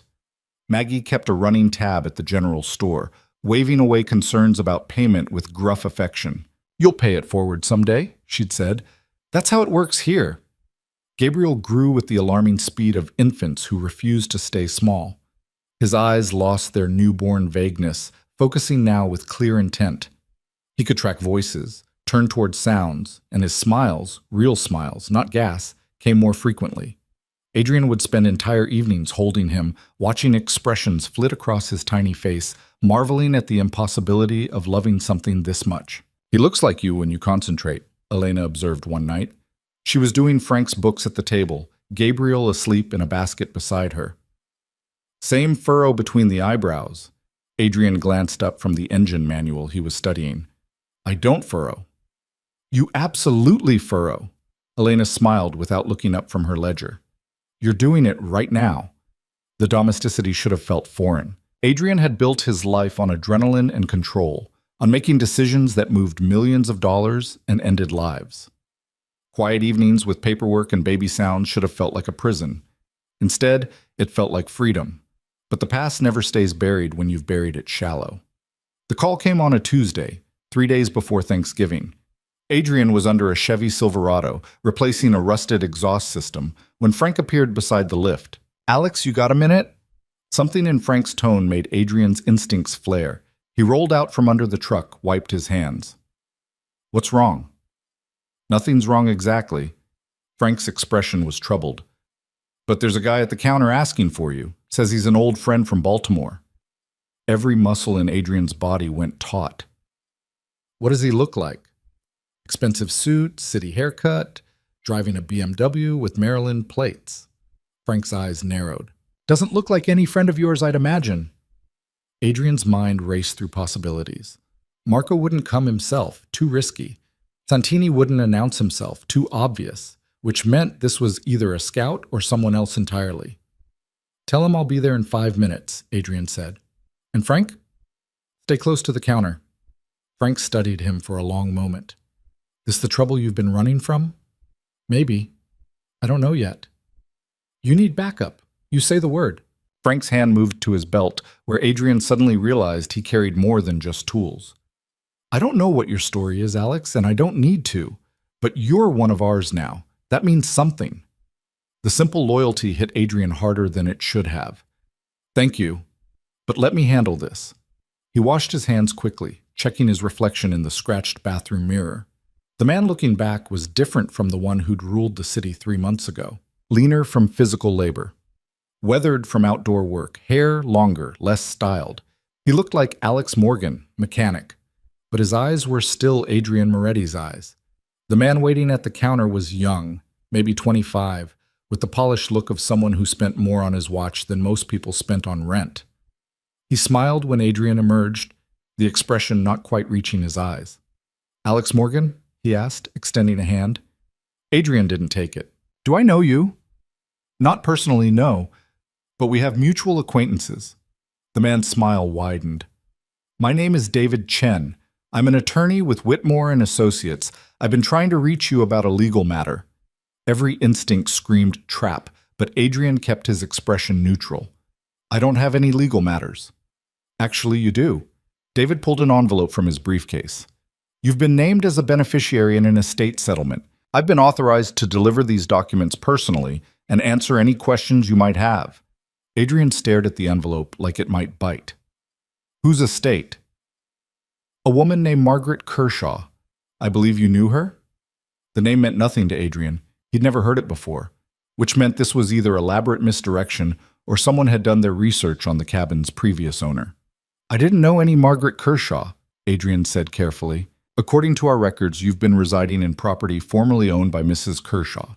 She passed away 5 years ago, and her estate has been in probate. As the current resident, you're entitled to certain considerations regarding the property. David set the envelope on the counter. I just need you to sign acknowledging receipt of the documents. It was too clean, too convenient. Adrian's mind cataloged the angles. If this was Santini, the signature would confirm his location.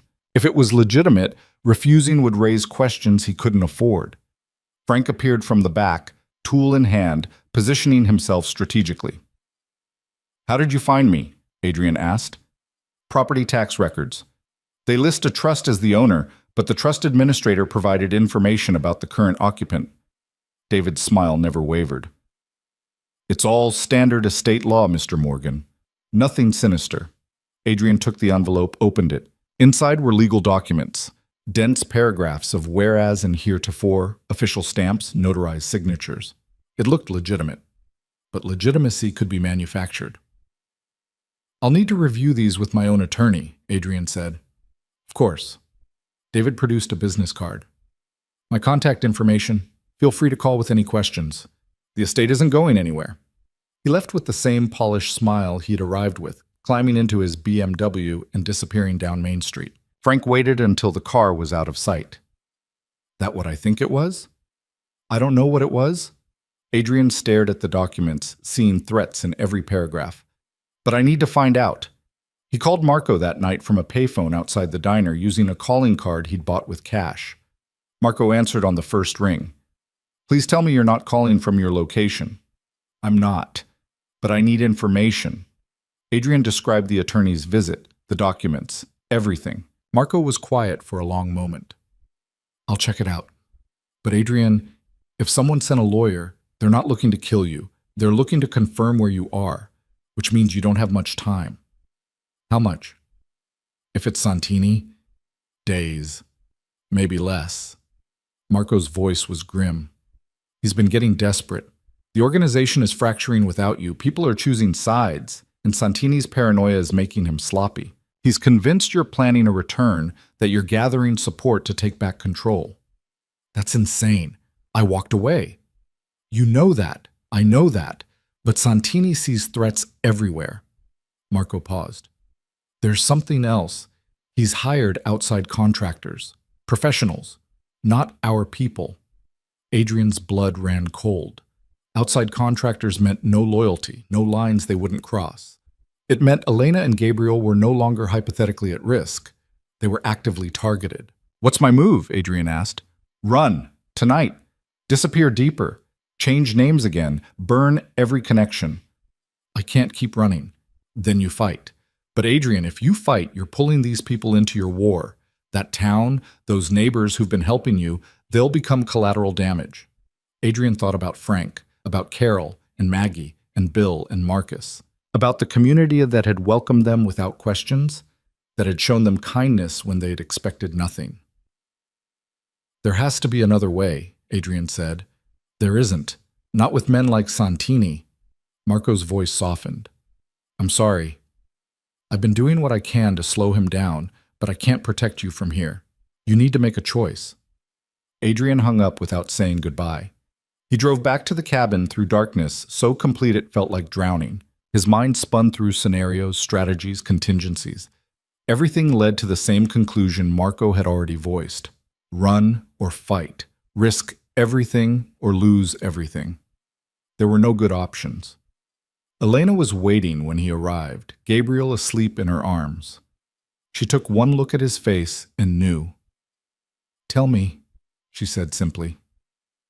Adrian told her everything. The attorney, Marco's warning, Santini's contractors, the impossible choice. Elena listened without interrupting.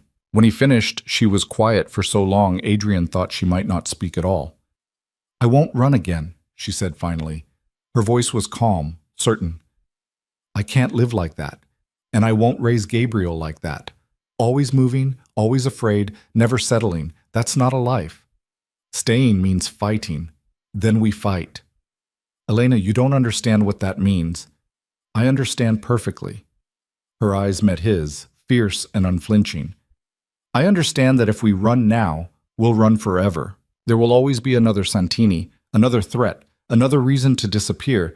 At some point, we have to stand our ground. And if we lose, then we lose together." Elena shifted Gabriel gently. "But I'd rather fight for the life we're building than spend the rest of my existence looking over my shoulder." Adrian crossed to her, touched her face. "You're asking me to put you in danger. I'm asking you to trust that we're stronger together than we are running alone." She turned her head, kissed his palm. "And I'm asking you to trust these people. Frank, Carol, Maggie, they're not civilians, Adrian. They're our community, and communities protect their own. You want me to tell them the truth? I want you to give them a choice. The same choice you gave me." Elena's voice was steady. "Let them decide if they want to help or if they want us to leave quietly. But don't make that decision for them." It went against every instinct Adrian had developed over 15 years of keeping secrets, controlling information, trusting no one. But as he looked at Elena, at the woman who'd sacrificed everything to protect their son, who'd welcomed him back without hesitation, who was asking him to have faith in people instead of fear, he understood that trust was the only move left. "All right," he said. "We tell them." They gathered everyone the next evening at Frank's garage after hours. Frank and Carol, Bill and Marcus, Maggie. 5 people who'd shown them kindness, who'd welcomed them into a town that didn't owe them anything. Adrian stood before them, Elena beside him with Gabriel against her shoulder, and told them the truth. Not all of it, not the details of what he'd done, the blood he'd spilled, the empire he'd ruled, but enough. Enough that they understood he'd been someone dangerous, someone powerful, and that danger was coming because he'd chosen to walk away. The silence when he finished was crushing. Maggie spoke first. "So you're not actually from Baltimore?" "No," Adrian admitted. "And your name's not really Alex Morgan?" "No." "But the baby's really yours." Adrian glanced at Elena, at Gabriel sleeping peacefully in her arms. "Yes, he's really mine." Maggie nodded slowly. "And these people coming, they're dangerous. Very. How dangerous?" Adrian met her eyes. "The kind of dangerous that kills people who get in the way." Bill whistled low. Marcus touched his arm, squeezed gently. Carol looked at Frank, some silent communication passing between them. Frank stood, crossed his arms. "So, what are you asking us? Permission to stay? Help fighting? What?" "I'm asking if you want us to leave," Adrian said, "before trouble arrives. Before anyone gets hurt because of us." "That's not your decision to make," Carol said firmly. "This is our town. We decide who belongs and who doesn't." "Carol's right," Maggie added. "You think you're the first person who ever came to Millbrook running from something? Half this town is here because somewhere else didn't work out. That's what small towns are for, fresh starts." "But we could bring violence," Elena interjected. "Real violence. Are you willing to accept that risk?" Bill exchanged a look with Marcus, then spoke quietly. 20 years ago, Marcus and I left San Francisco because being openly together wasn't safe. We'd been attacked, threatened, told we didn't belong. We came here because we heard Millbrook was different. You know who convinced the town to accept us? Frank's father. He stood up in the town hall and said, "These boys do good work, pay their bills, and mind their business. That's all that matters." People listened. "The point," Marcus continued, "is that communities are only as strong as their willingness to protect their people. You're our people now, So if trouble's coming, we face it together. Adrian's throat tightened. You don't know what you're agreeing to. Neither did you when you left your old life, Frank pointed out. But you did it anyway, for them. He gestured at Elena and Gabriel. That tells me everything I need to know about who you are now. I could get you killed, Adrian said bluntly. We're all dying eventually, Maggie said with typical bluntness. Question is whether we do it standing up for something that matters. Carol stood, moved to Elena, touched Gabriel's sleeping head gently. This baby deserves to grow up somewhere safe, somewhere he's loved and protected. We can give him that. But more importantly, you two deserve a chance at a real life. We're not going to let some criminals from the city take that away. Adrian looked at these 5 people. Strangers 3 months ago, neighbors now, apparently willing to risk everything for people they barely knew. Why? He asked, his voice rough. Why would you do this? Because it's right, Frank said simply. And because we can. The plan they developed was born from necessity and desperation in equal measure. Frank knew people, veterans from his army days who'd settled in the area, men who understood tactics and weren't afraid of a fight. Bill had connections to the county sheriff, a woman who'd grown up in Millbrook and didn't appreciate outsiders bringing trouble to her jurisdiction. Maggie knew every sightline and hiding spot within 5 miles, knowledge accumulated from 70 years of living in these woods. And Adrian knew how men like Santini thought, how they operated, what they'd expect, and what would surprise them. They'll scout first, Adrian explained, using a map of the area Bill had provided. Look for vulnerabilities, escape routes, optimal approaches. They'll want to hit fast and hard, minimize exposure. The cabin's too isolated, Marcus observed. You'd be sitting ducks out there. That's why we won't be at the cabin, Adrian said. We'll be here. He pointed to a location on the map, an old barn on Frank's property, set back from the road but visible from the house. Central location, good sight lines, multiple exits. We make it look like we're still at the cabin, but actually set up here. And when they hit the empty cabin, Frank asked, the sheriff and her deputies are waiting.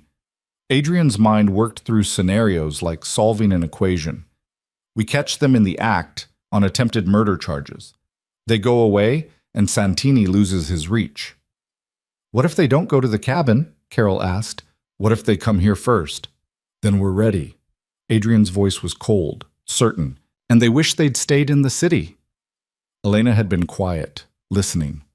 Now she spoke. What about Gabriel? Where do we put him? Everyone turned to look at her. He's not staying with us, Elena said firmly. Not if there's even a chance of violence. I won't risk him. My daughter lives 3 towns over, Carol offered. She has kids of her own. Gabriel could stay there until this is over. You'd trust her with him? Elena asked. Carol smiled gently. I'd trust her with my life. I promise you she'll guard him like he's her own. Elena looked at Adrian. He saw the fear in her eyes, the maternal instinct screaming against separation from her infant son.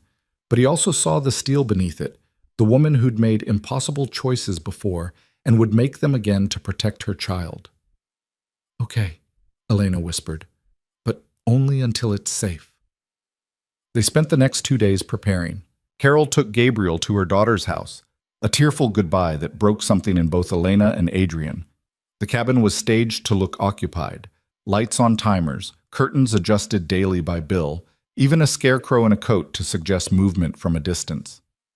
Frank's barn was converted into a defensive position, sleeping areas separated from sightlines, supplies stockpiled, communication systems established. 4 of Frank's veteran friends arrived quietly, men who asked no questions and moved with the efficiency of soldiers who'd never really stopped being soldiers. Adrian taught them what to expect, Santini's tactics, likely approaches, probable timing. The sheriff, a woman named Torres with suspicious eyes and a no-nonsense attitude, agreed to stage deputies near the cabin. I don't like vigilante justice, she told Adrian bluntly, but I like outside criminals thinking they can operate in my county even less. We do this by the book. Catch them in the act, arrest them legal, prosecute them proper. Agreed, Adrian said. And when this is over, you and I are going to have a long conversation about exactly who you are and why people are coming after you. Fair enough. Elena stayed close to Adrian through the preparations, her presence both comfort and reminder of what he was fighting for. She'd been quiet since Gabriel left, the absence of her son leaving a visible wound. "He's safe," Adrian assured her for the 100th time. "I know." Elena leaned against him. But knowing and feeling are different things. They stood in the barn loft, looking out at the dark woods that had become their home. Somewhere out there, danger was coming. But here, surrounded by people who'd chosen to stand with them, Adrian felt something he hadn't expected. Hope. "When this is over," Elena said quietly, "what do we do?" "We live," Adrian replied. "We rent that apartment in town. I keep working at the garage. You do Frank's books. We bring Gabriel home and raise him here." "You really think we can have that? After everything?" Adrian pulled her close. "I have to believe we can. Otherwise, what was any of this for?" Elena turned in his arms, looked up at him. "I love you, Adrian Moretti." "I love you too, Elena Cruz." He smiled slightly. "Or should I say Ella Morgan?" "I'm both. I'll always be both." She kissed him gently. "Just like you're both the man you were and the man you're becoming." They held each other as darkness deepened, waiting for the storm they knew was coming. It arrived on the third night. The motion sensors placed around the cabin triggered at 2 a.m., 3 vehicles approaching without headlights, moving with tactical precision. Adrian was awake instantly, adrenaline replacing sleep. "They're here," he announced quietly. The barn came alive with controlled urgency. Frank and his veterans moved to positions. Torres was alerted by radio. Elena stayed in the loft with Carol, both women armed with shotguns they'd practiced with over the past 2 days. Adrian watched through night vision binoculars as figures emerged from the vehicles. 6 men, professional in their movements, equipped with weapons that reflected moonlight. "Sheriff's en route," Marcus reported from the radio station. "ETA 4 minutes. 4 minutes might as well be forever. Adrian watched the contractors approach the cabin, spreading out to cover all exits. They moved well, too well to be simple muscle. These were trained operators, the kind who wouldn't hesitate, wouldn't ask questions, wouldn't leave witnesses, the kind Adrian had once employed himself. The lead contractor reached the cabin door, tested it, found it locked, gestured to another man who produced a small breaching tool. 90 seconds to sheriff, Marcus updated. The door breached. The contractors flowed inside with practiced efficiency, weapons raised, moving room to room. Adrian could imagine their confusion. Staged furniture, running generator, all the signs of occupation with no actual people. They'd been set up, and they'd know it. The question was whether they'd run or fight. The answer came when the lead contractor emerged, spoke into a radio, and all 6 men immediately moved back toward their vehicles with the speed of professionals who recognized a trap. "They're running," Frank observed. "Sheriff's blocking the road," Torres's voice crackled over the radio. "Nobody's going anywhere." What followed happened fast. The contractors saw the deputy vehicles blocking their exit, split-second calculation visible in their body language. 2 immediately dropped their weapons, raised their hands. The other 4 scattered into the woods. Desperate move, but better than capture. Torres's voice boomed through a loudspeaker. "This is the sheriff. You are surrounded. Drop your weapons and surrender." Gunfire erupted, one of the running contractors firing at the deputies, desperation overriding training. The deputies returned fire. Adrian was moving before conscious thought, years of tactical training overriding 3 months of civilian life. He grabbed a rifle, one of Frank's hunting guns, and headed for the barn door. "Adrian, don't!" Elena started. "Stay here," he ordered, already outside. The woods erupted with violence, flashlights cutting through darkness, shouts, the sharp crack of gunfire echoing between trees. Adrian moved through it with the muscle memory of a life he thought he'd left behind, tracking the fleeing contractors by sound and shadow. He found one pinned down behind a fallen tree, trading shots with 2 deputies. The man was young, maybe 30, with the desperate eyes of someone who'd accepted the job without understanding what it would cost. Adrian circled wide, came up behind him. Dropped the weapon. The contractor spun, gun rising, then froze when he saw Adrian's rifle already aimed at his center mass. "You don't want to die in these woods," Adrian said quietly. "Drop the weapon and surrender." "You're him," the contractor said, recognition dawning. "Moretti. Was. Now I'm just a mechanic who wants to go home to his family." Adrian's voice was cold, certain. Drop the weapon. The gun clattered to the ground. By dawn, all 6 contractors were in custody, along with 3 more men who'd been providing overwatch from the road. None of them had been killed, though 2 had injuries from the brief firefight. Sheriff Torres stood in Frank's barn, surveying the defensive position with professional assessment.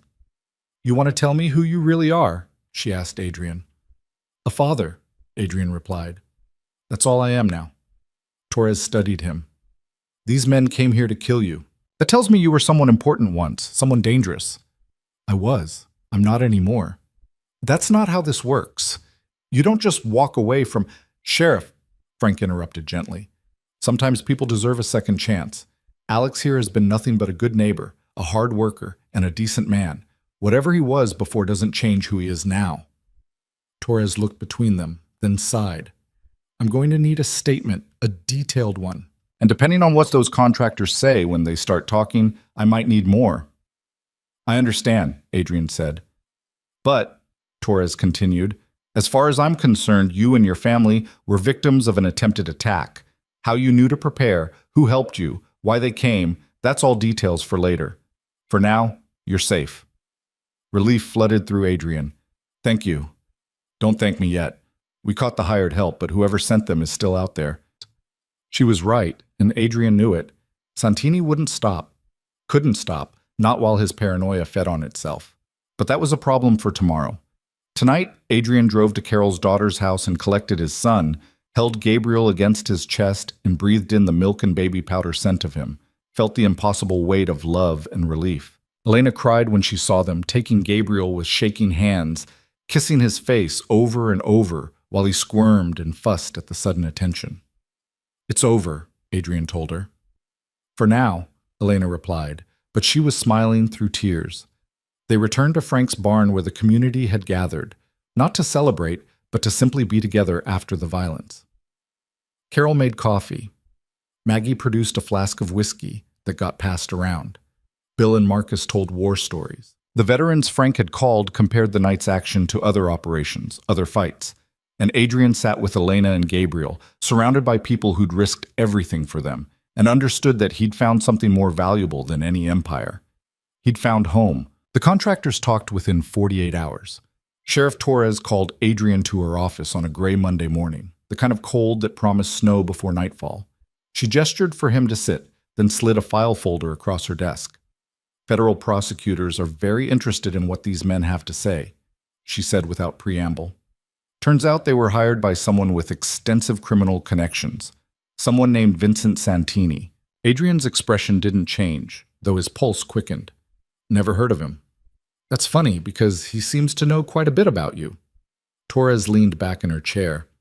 "The contractors identified you as their target, said they were hired to eliminate Adrian Moretti and anyone with him. That name mean anything to you?" There was no point lying, not anymore. "It's who I used to be."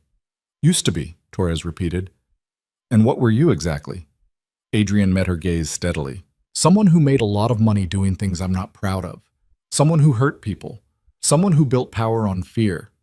He paused. "Someone I don't want to be anymore." Torres was quiet for a long moment, studying him with the assessment of someone who'd spent 20 years reading people. "The feds want you to testify.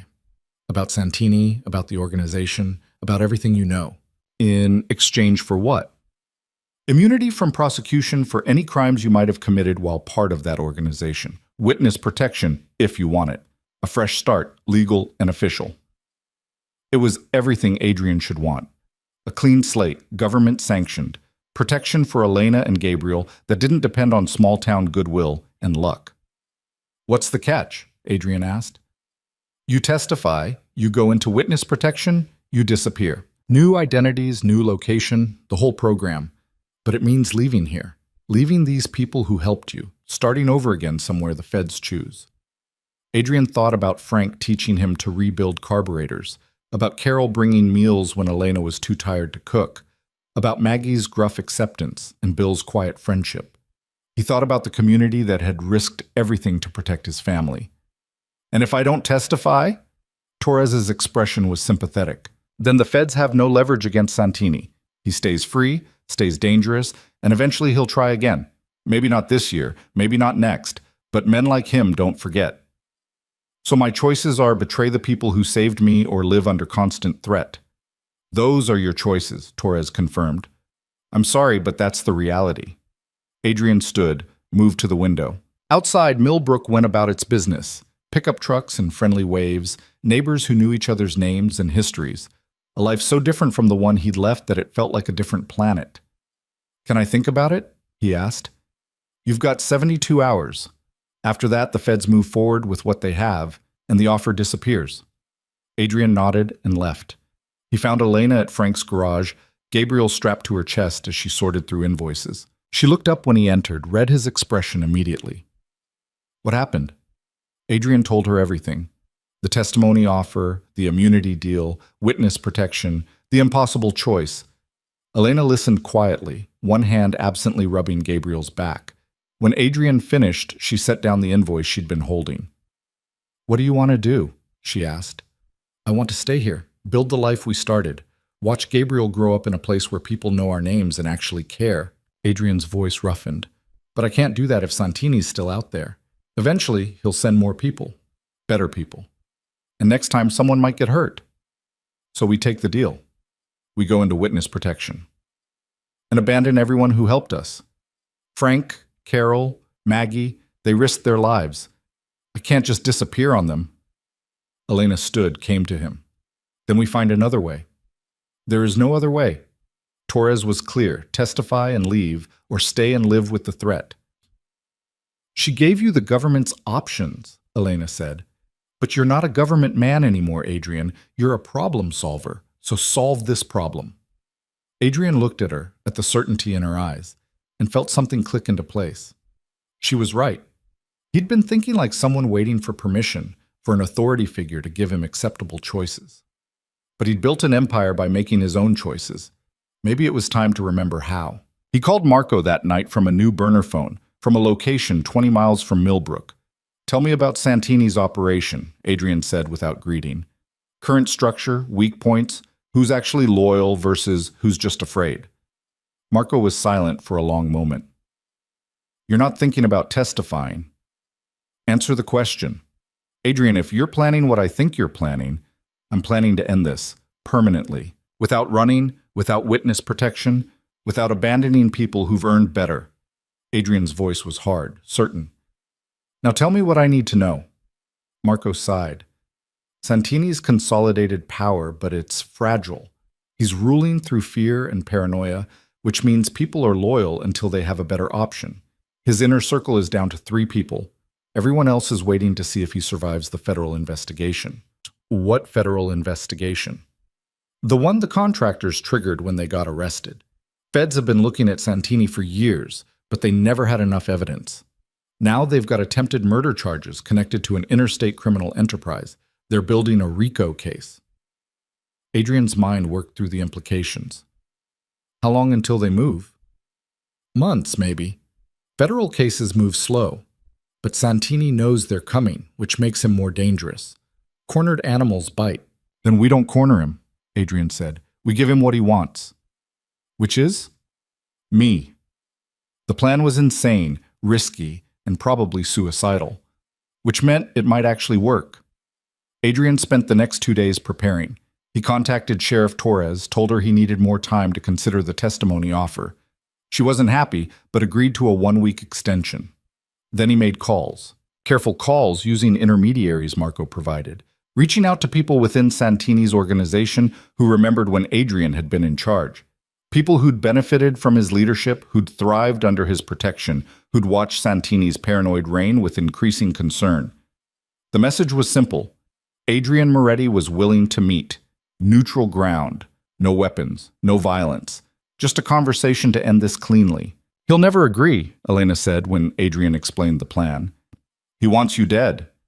He wants the threat gone, Adrian corrected. Death is just one way to achieve that. If I can convince him I'm not a threat, that I have nothing he needs to fear, he'll take the win. And if you can't convince him? Adrian touched her face gently. Then you and Gabriel are already safe. Torres has the testimony. The feds will move on Santini within weeks. You take the witness protection deal. Start fresh somewhere far from here. Without you, if that's what it takes. Elena's eyes filled with tears. I didn't survive 8 months alone and fight to build this life just to lose you now. You won't lose me. This will work. You don't know that. No, Adrian admitted. But I know doing nothing means running forever, and I'm done running. Elena pulled him close, fierce and desperate. Then I'm coming with you. Absolutely not. Adrian, Gabriel needs his mother. If this goes wrong, he needs you alive to raise him, to tell him about his father, to give him the life we wanted. Adrian's voice was gentle, but unyielding. Please, Elena, let me do this. She cried against his chest, her body shaking with fear and love and fury, but eventually she nodded. You come back to me, she whispered. You hear me? You come back. I will, Adrian promised, praying it wasn't a lie. The meeting was set for a warehouse on the edge of the city Adrian had once ruled. Neutral territory, verified empty by both sides, with Marco serving as the intermediary guaranteeing safe passage. Adrian drove there alone, in the Honda Civic that had carried them to Millbrook, wearing jeans and a flannel shirt instead of the expensive suits he'd once favored. He looked like Alex Morgan, mechanic, but he felt like Adrian Moretti, strategist. The warehouse was exactly as remembered. Concrete and shadows, high ceilings that swallowed sound, loading docks that faced empty lots. Santini was already there, standing in the center with 3 bodyguards positioned strategically around the space. Adrian parked, climbed out slowly, hands visible and empty. Adrian Moretti, Santini said, his voice echoing. I wasn't sure you'd actually show. I'm here to end this, Adrian replied, walking forward until he stood 10 feet from Santini. Close enough to talk, far enough to react if violence erupted. Santini looked different from their last meeting, thinner, harder, with the hunted expression of someone who'd realized power came with prices he hadn't anticipated. You walked away, left me holding an organization that's falling apart because everyone keeps comparing me to you. That's not my problem. It became your problem when you made me look weak. Santini's voice rose. When you left, people started questioning everything, wondering if I was good enough, strong enough, smart enough. Do you know what I've had to do to maintain control? I don't care, Adrian said bluntly. I left that life behind. I have a family now, a real life. I'm not a threat to you. You're breathing. That makes you a threat. Only if I want your position, which I don't. Adrian kept his voice calm, reasonable. Vincent, I could have fought you. I could have taken back control before you ever consolidated power. But I didn't. I walked away completely. Doesn't that tell you something? Santini's expression was suspicious, uncertain. It tells me you're planning something. I'm planning to raise my son in peace, that's all. Adrian took a step forward. Santini's guards tensed, but Adrian ignored them. I know what you're afraid of. You think I've got insurance, files, evidence, recordings, something I'm holding to guarantee you leave me alone. Don't you? No. Adrian's voice rang with truth. I have nothing but a new name and a job fixing cars in a town where no one knows what I used to be. I'm not a threat, Vincent. I'm just a father who wants to go home. Then why send your friend Marco to interfere with my operations? I didn't send Marco. He made his own choices. Adrian paused. But I can tell you this, the feds are building a case against you. The contractors you hired gave them everything they needed. You've got months, maybe weeks before they move. Santini's face went pale. You're lying. Call your lawyers. They'll confirm it. Adrian pressed the advantage. You're facing federal RICO charges. Your organization is fracturing. You're bleeding money trying to maintain control. And you're wasting resources hunting me when I'm not even playing the game anymore. So what are you proposing? I disappear permanently. You never hear from me again. In exchange, you stop looking for me, stop threatening my family, and focus on surviving what's coming. Adrian's voice was hard. Because I promise you, Vincent, if anything happens to my family, if even a hint of threat comes near them, I will dedicate my entire existence to destroying everything you've built. Not because I want power, because I want revenge. The threat hung in the air, backed by 15 years of reputation. Santini studied him, calculation visible in his eyes. How do I know you'll keep your word? Because I kept it before. I said I was walking away and I walked away. I said I wanted out and I got out. Adrian met his gaze steadily. My word is the only thing I brought from that life to this one.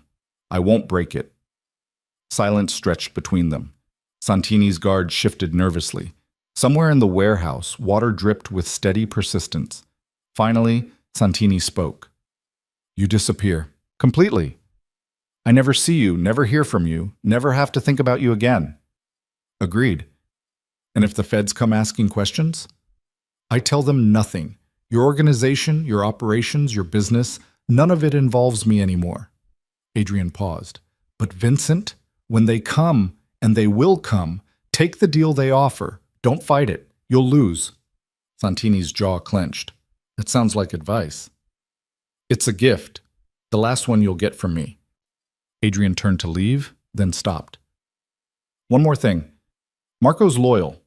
To the organization, not to either of us. When this falls apart, and it will, he's your best chance at managing the collapse. Trust him. Like you did? Exactly like I did. Adrian walked back to his car without looking back, half expecting a bullet between his shoulders. But he reached the Civic, climbed in, started the engine, and drove away. He called Torres the next morning from a coffee shop in Millbrook. I'll testify, he said, but I'm not going into witness protection. That's not how this works. It is now. Adrian's voice was firm.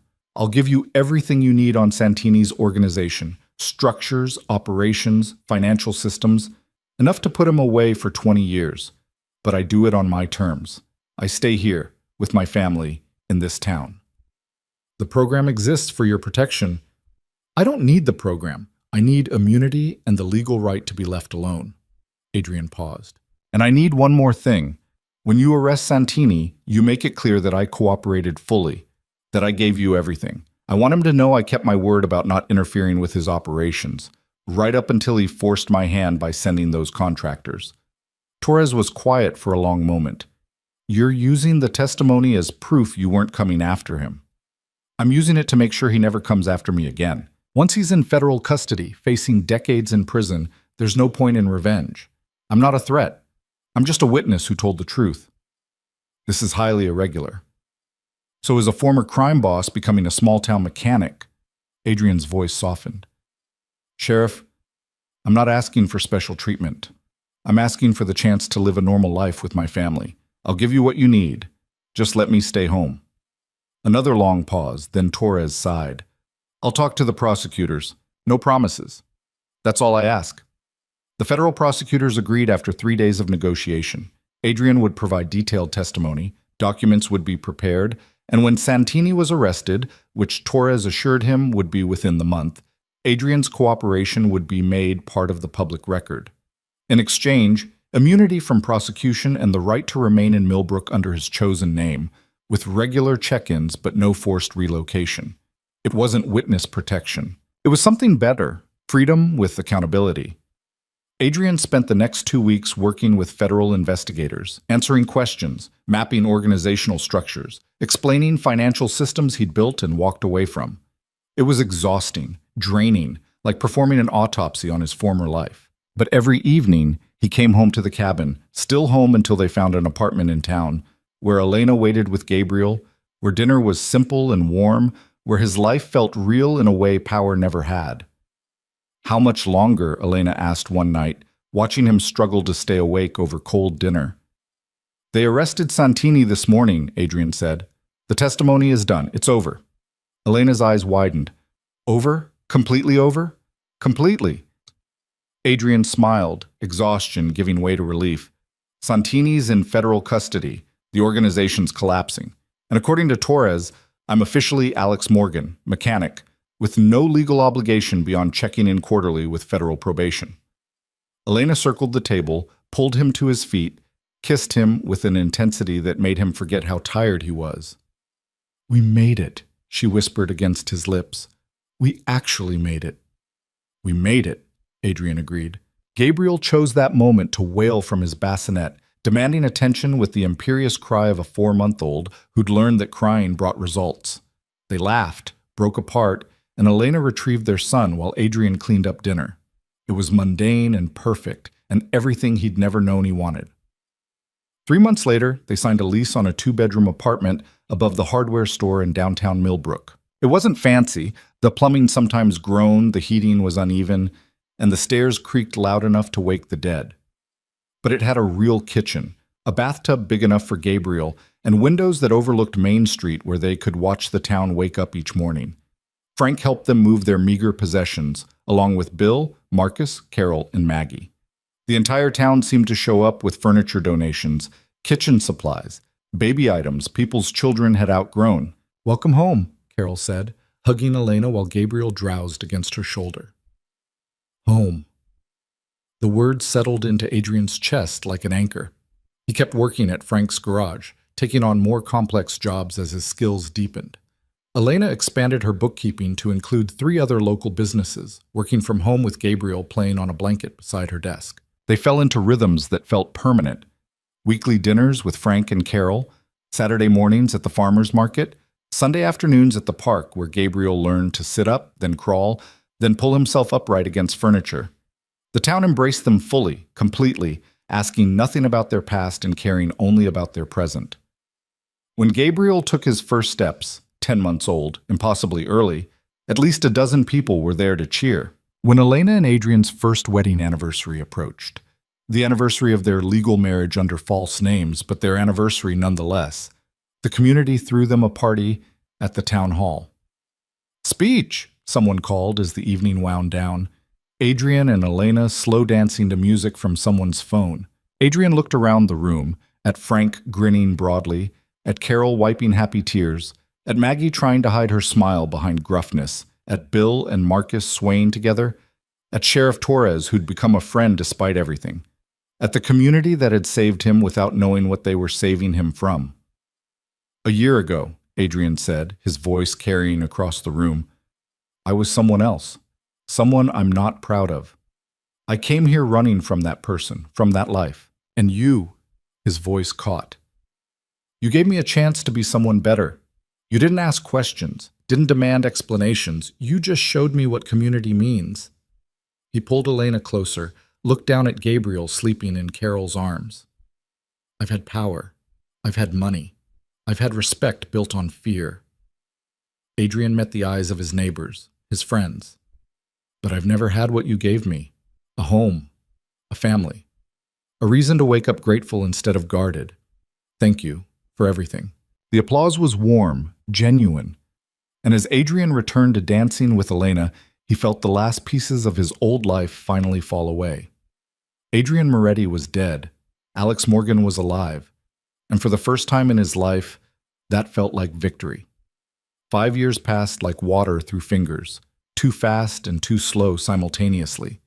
Gabriel grew from infant to toddler to kindergartner, losing the baby roundness and gaining sharp features that mirrored Adrian's own. He was bright, curious, asking impossible questions about how things worked, and why the sky was blue, and whether dragons had ever been real.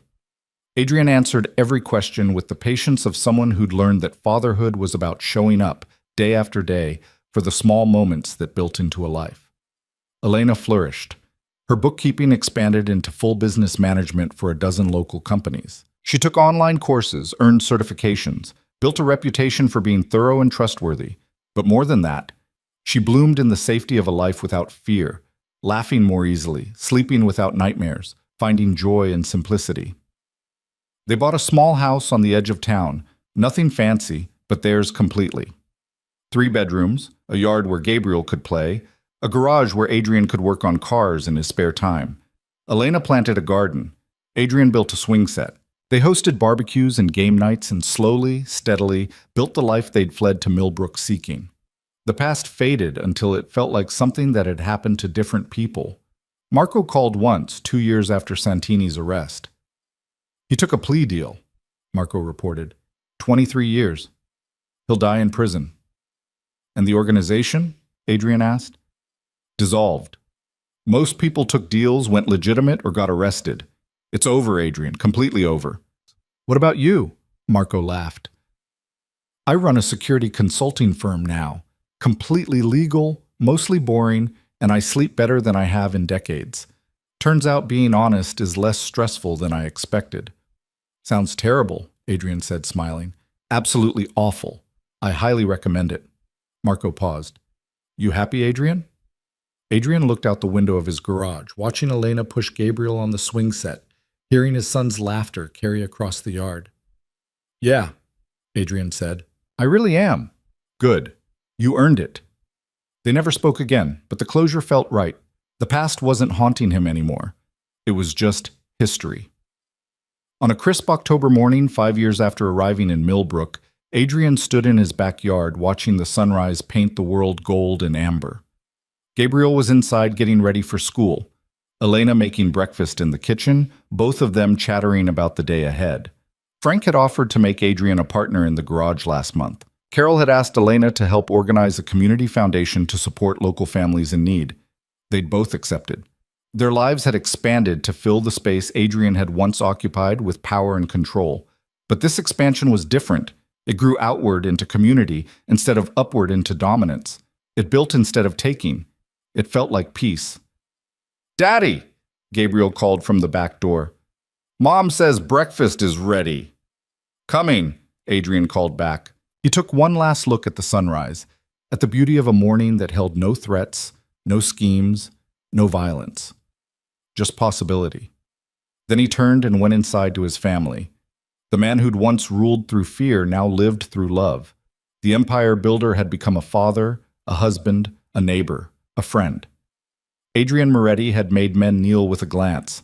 Alex Morgan made his son laugh every single day. And standing in his kitchen, watching Elena hand Gabriel his lunchbox, seeing his son's gap-toothed smile, feeling the warm ordinariness of a Tuesday morning, Adrian understood something profound. He'd spent 15 years accumulating power, believing it would make him invincible. But he'd never been stronger than he was right now, in this small kitchen, in this small town, with these two people who loved him not for what he could do, but for who he'd chosen to become. You okay? Elena asked, noticing him watching. Adrian crossed to her, kissed her gently. Perfect. Everything's perfect. Gabriel made a disgusted sound. Gross! No kissing before school! They laughed, the sound filling the kitchen with warmth. And Adrian Moretti, the man who'd once made a city tremble, walked his 5-year-old son to the school bus, waved goodbye like any other father, and went to work fixing cars. The empire was gone. The power was dust. The fear was forgotten. But Gabriel's laugh echoed in his memory all day. And when Adrian came home that evening, when Elena greeted him with updates about the foundation, and Gabriel showed him a drawing from school, when they ate dinner together and argued about bedtime and read stories about dragons who learned to be gentle, Adrian felt what he'd never felt while wearing expensive suits and commanding armies. Complete. That night, after Gabriel was asleep and Elena was reading in bed, Adrian stood at the window of their small house, looking out at the quiet street where pickup trucks were parked in driveways and lights glowed warm in windows. Somewhere out there, his old life existed in federal records and fading memories. Santini was in prison. Marco was consulting. The organization Adrian had built was a footnote in criminal history. But here, in this town, in this house, with this family, he was just Alex Morgan, father, husband, mechanic, neighbor. And for a man who'd once needed an empire to feel significant, the smallness of that identity felt infinite. Elena's voice called from the bedroom. You coming to bed? Yeah, Adrian answered. Be right there. He took one last look at the peaceful street, at the life he'd built from the ashes of everything he'd destroyed. Then he turned off the light and went to bed beside the woman he loved, in the house they'd made home, in the town that had saved them. The storm that had brought them together was long over, and the man who'd once ruled through fear now lived through grace. He'd found peace.